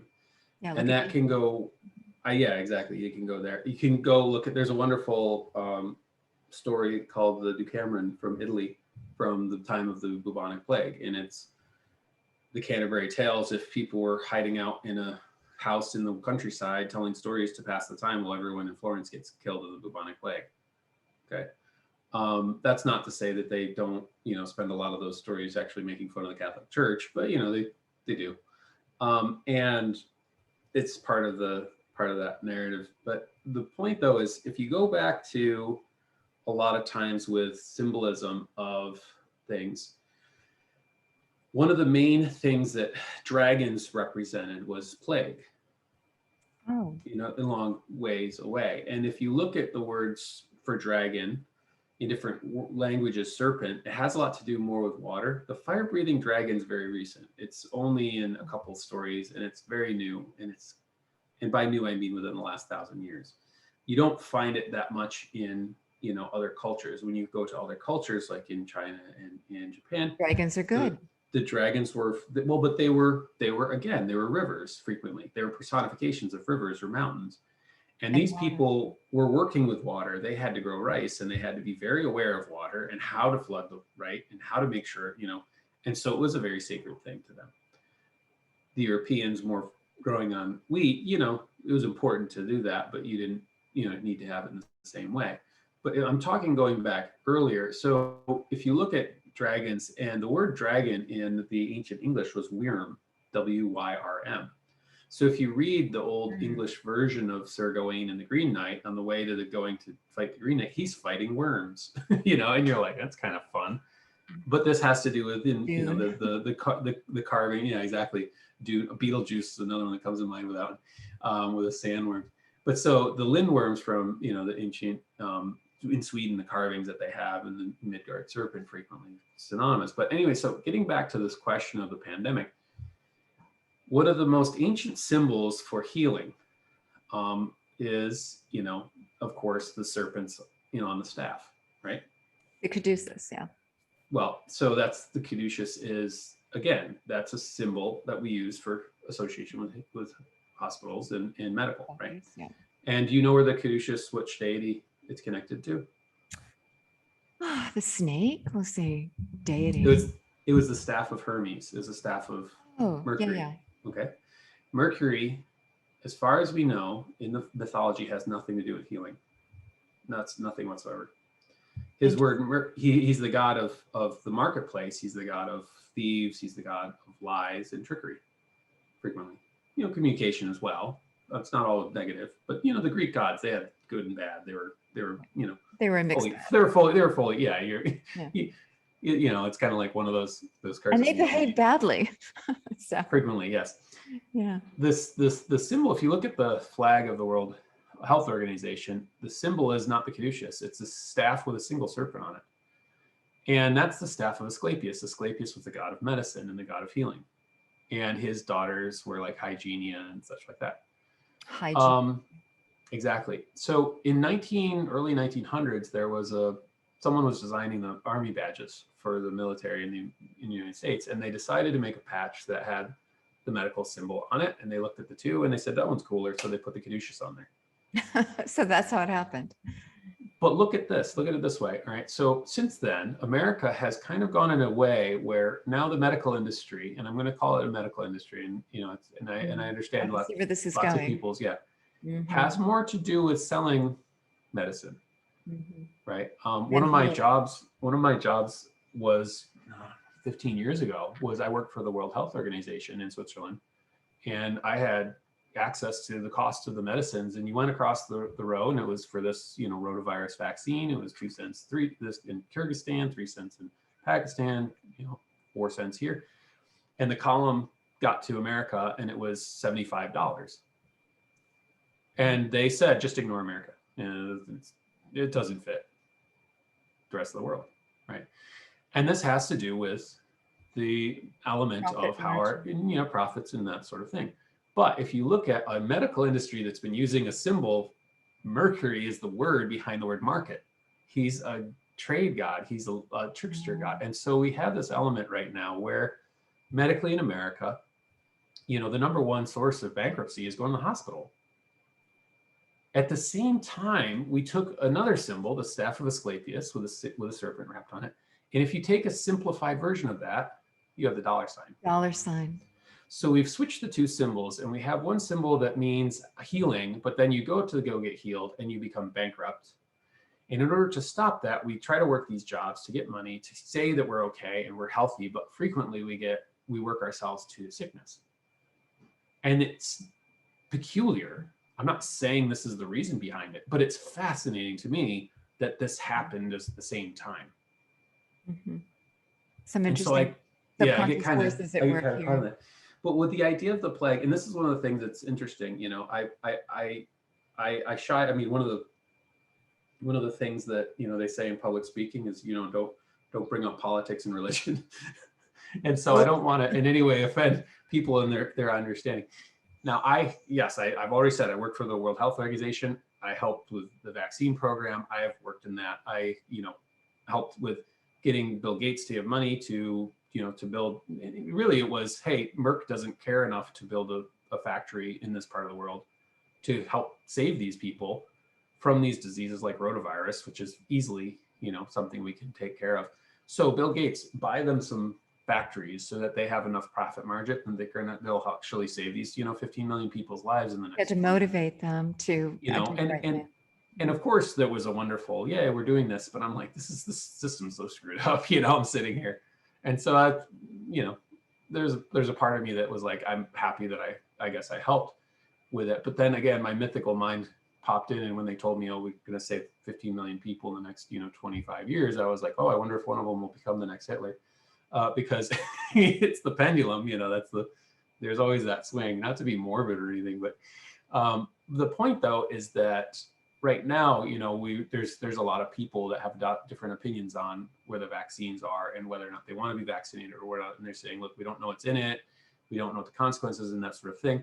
At the same time, you have variants coming out, because the more people that get infected, the more that it has the opportunity to evolve, and then the more chance that it can be, problematic. So I've seen a lot of frustration between friends, frustration between loved ones. People having very different things based on what they've experienced. I've seen people who are medical people who are like, why isn't everyone getting this? This is ridiculous. I've seen people who are medical saying, I'm not getting it. Across the board, you have a huge spectrum of this. And I think, to be honest, that it's a symptom of this problem of having a money-driven medical system. And I think the medical industry, rather than saying, oh, these people aren't, getting vaccinated and that, sort of, well, again, we don't have a mythology behind vaccines. If we don't have one behind electricity, it's helping people understand very well. You have specialists come in and they're going to give a PowerPoint presentation on the R values of what the vaccines are. That's not breaking it down for a narrative to help people understand. So there's a failure. When I was working with the World Health Organization, they would say, oh, we went into this place in Africa, we've got the vaccines, we trained everyone, we got everyone, and we left, and they stopped using it and they got wiped out. And I said, well, why didn't you create a narrative based on what the oral traditions of the people are, so they can actually understand it? And they're like, oh, that's a good idea. Speak in their own terms. Okay. They're like, that's a good idea. Well, but they wouldn't do it. Too little too late.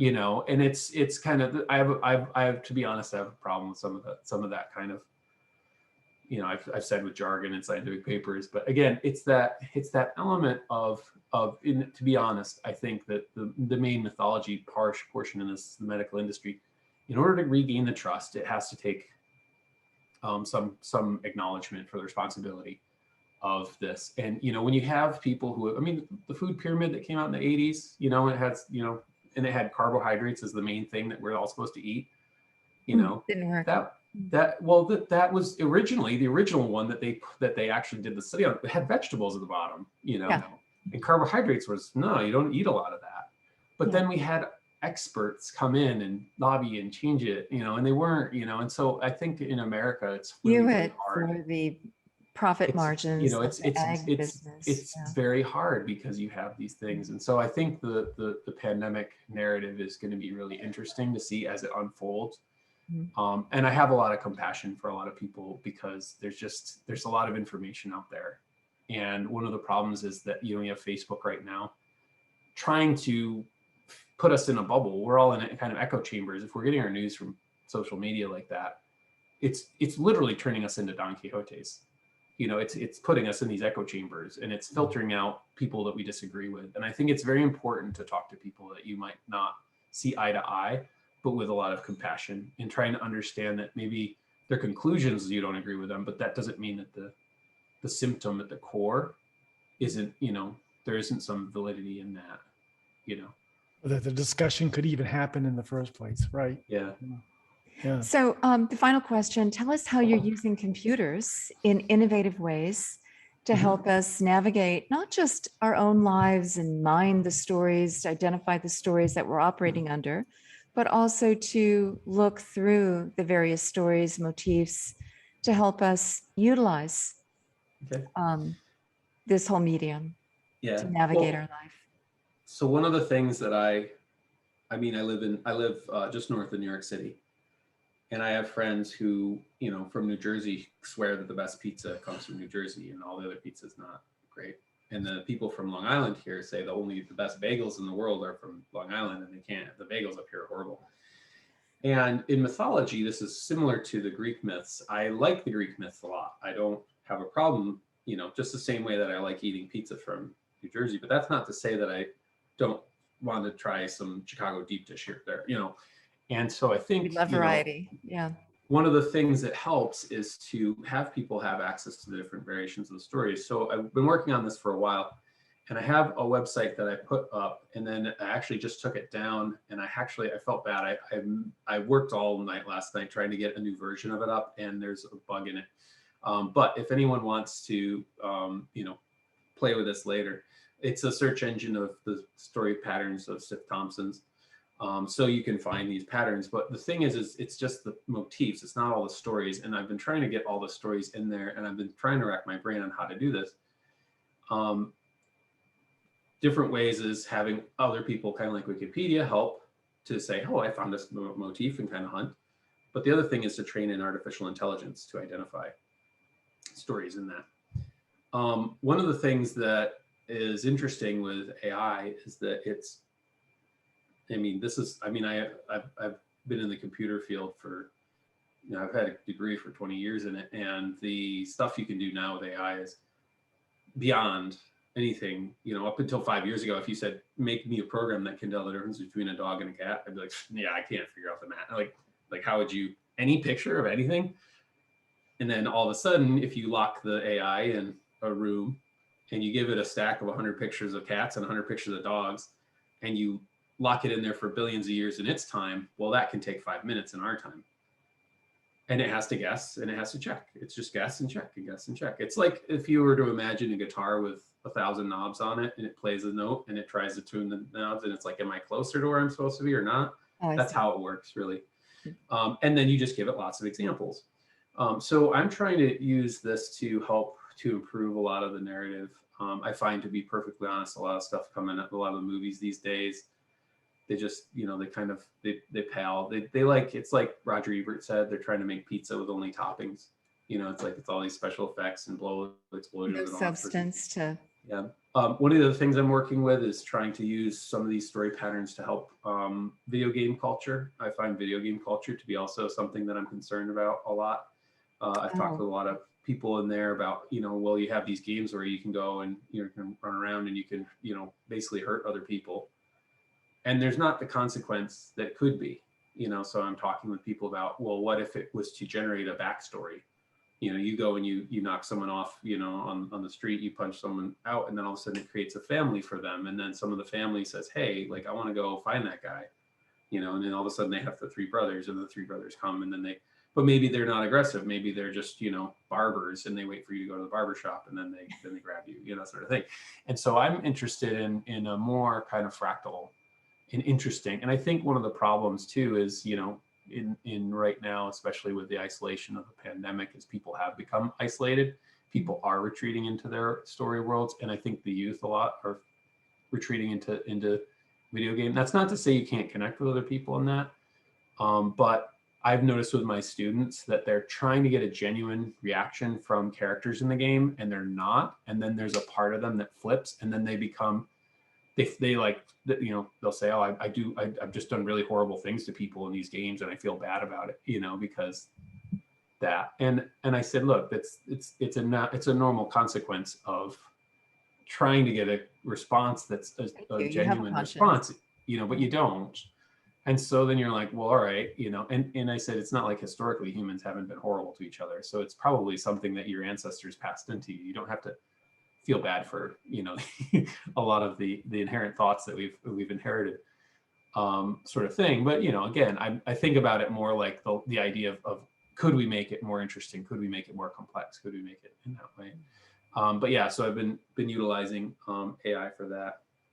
I've been utilizing a lot of things for that. I mean, for example, with your project, right? You know, there's a way that we can take and see what are the poses in artwork, you know, and I was able to run a human pose detector where it draws the arms and the legs and that sort of thing on both you know, a photo of you, Paul, along sitting next to an art piece, and show both side by side. Yeah. And then we would just have to train another AI to recognize that pose. And then, for example, if you guys had people who are trying to learn how to do that, you know, it could say, hey, lift your elbow a little bit more. Okay, you know, now you're you're into that space, you know, kind of like yoga poses. And so, I mean, Or again, find all the world's artifacts that are similar to that particular That's, yeah, pose, or yeah, yeah. find Yeah. search The- for the 100 Search- poses we're looking search. for, or Yeah, whatever. exactly. Interesting. Yeah. Yeah. Wow. And to be honest with AI, I think we're in the space of it's inventing the next fire. It's really horrifying to me. I mean, and this is when I was at the Center for Symbolic Studies, this is my experience. I lived in a cabin without running water for 7 years because I was horrified with the technology. And then AI came along and I'm just like, all right, I just have to go with it. I just have to go with it, you know, sort of thing. And Try to use it for good. well, even the as it thing is could be most of the abused. people that I know that are in AI, they're getting jobs with Facebook. They're getting jobs trying to figure out how do I, you know, sell ads to people to make them buy things they don't want and feel by feeling bad about themselves, you know, and that's where the money is for it. And so I'm saying, well, what if we used it for other projects? What if we gave it to people so that they could learn how to use it better? And what if we made it more accessible? Because it's a lot like training a dog, to be honest. You give it X amount of experiences, and this little one down here, I mean, she'll pick up a trick in about 10 times. My other dog, he's more like 200 times. He's slow to learn things. But again, it's just you give them the experiences, and then you give them the treat, or you give them the no, and then you know they kind of can figure it out. But you sometimes have to break down the. You could also apply that to the world's mythologies and the story encoding experience. We're encoding that wisdom. So there's lots of carrier mediums for that. Wow. If anyone has any questions on that, I'm happy to field them. Oh, we'll be Well, yeah. following up with you. We'll be following up with you. So we've completed a full 2 hours here, and we've covered personal story to mythology, to the World Health Organization, to pandemics, to AI, Grimm's and AI, Disney Grimm's, and and mind-blowing Wizard Richard. of Oz to the Ninja Turtles. Yeah. It's the Breakfast ground. Club. Yeah. Yeah. Yeah. Richard, fascinating and fun and exciting. And let's talk some more, because you're like a walking encyclopedia of this kind of stuff. And we're really enjoying this conversation. Oh, And- I want to just read Margaret's Okay, yeah, comments. Just yeah. we have time for Sister a few Margaret, more. Sure. Sister Margaret, if you want to jump on, why I see you right there. Why don't we don't have her say that? Sister Margaret is a Catholic nun who has done work for 20 years in Chile, and she's done this work for 20 years. Hello, Sister Margaret. Always good to get your perspective. No, I really didn't have a question. I appreciate a very different approach to this whole idea. Yes, well, some of you know that I have been in a group who have been studying creation myths from all over the world for a number of years. And the way we got into this, in many of our workshops, we would have people from a variety of different cultures across all of Latin America, and a good number of indigenous people. And so we started out, we were motivated to try to understand the values and the laws and how these different cultures operate. But what it has turned into is a really research group studying how those very early Sumerian and Babylonian myths have influenced all of us. And it's become so obvious that the myth that we tell ourselves, whether that's personal or national or cultural, determines the behavior. So, and it's just becoming clearer and clearer that myths like Tiamat and Marmaduke have plenty to tell us about what's happening in our world today. One of the, to respond back to your comment, Sister Margaret, one of my favorite interpretations of the Gilgamesh stories, was one of the main early epics. There's a mythologist named Michael Mead who he runs Mosaic Voices, and his analyses of stories are phenomenal. But at one point he was talking about when we, as Americans invaded the Middle East, we invaded their narrative. mythology. And he talked about, kind of Bush with the, the story of Gilgamesh is Gilgamesh is 1/3 God. He's the, the king. And then he runs across a character of Enkidu, who's kind of this nature man who becomes a kind of nature monster. And kind of you have the city versus the country, kind of clash. And so there's this wonderful, interpretation about how once we went into the Middle East, these myths became super active for us. And, it went to a lot of different space there, but it's really interesting because one of the ways that I've tried to talk to people about understanding the mythology and politics in America right now is it has a lot to do with city versus country. And people's experiences are so very different, but it's important to understand, what's going on there, and how that plays. But I think it's really interesting. I mean, Gilgamesh and the flood and Noah and the flood, I mean, they're just very similar, a lot of the patterns, and it's interesting to me. I'd love to hear some of your ideas on it at some point. Thank you, Sister Margaret. Yeah. Well, like I mentioned, we could go on for at least another 2 hours because they're just warming up. But why don't we set another time to continue We the want to hear discussion? from your group, Sister Margaret. Bring all your group here sometime and let's really look at these stories. And Richard, come back. I mean, let's examine this. If it's so foundational to us, let's really look at it in depth. Would you be game for that? Yes. There are. We've touched on it a few times. There's about 3 of us who speak English in the group. Okay. Right. All right. That's important. Yeah, for us. We could do something. Oh, good. Yeah. Very good. Great. Well, thank you. Thank you, Sister Margaret. So, yeah. Richard, thank you for your time today and all the work that you do.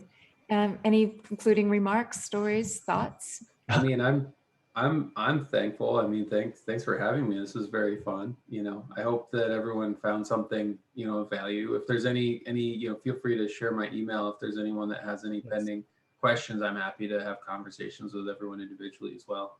I don't want to open up any Pandora's boxes and then not, they're going to walk away and that sort of thing.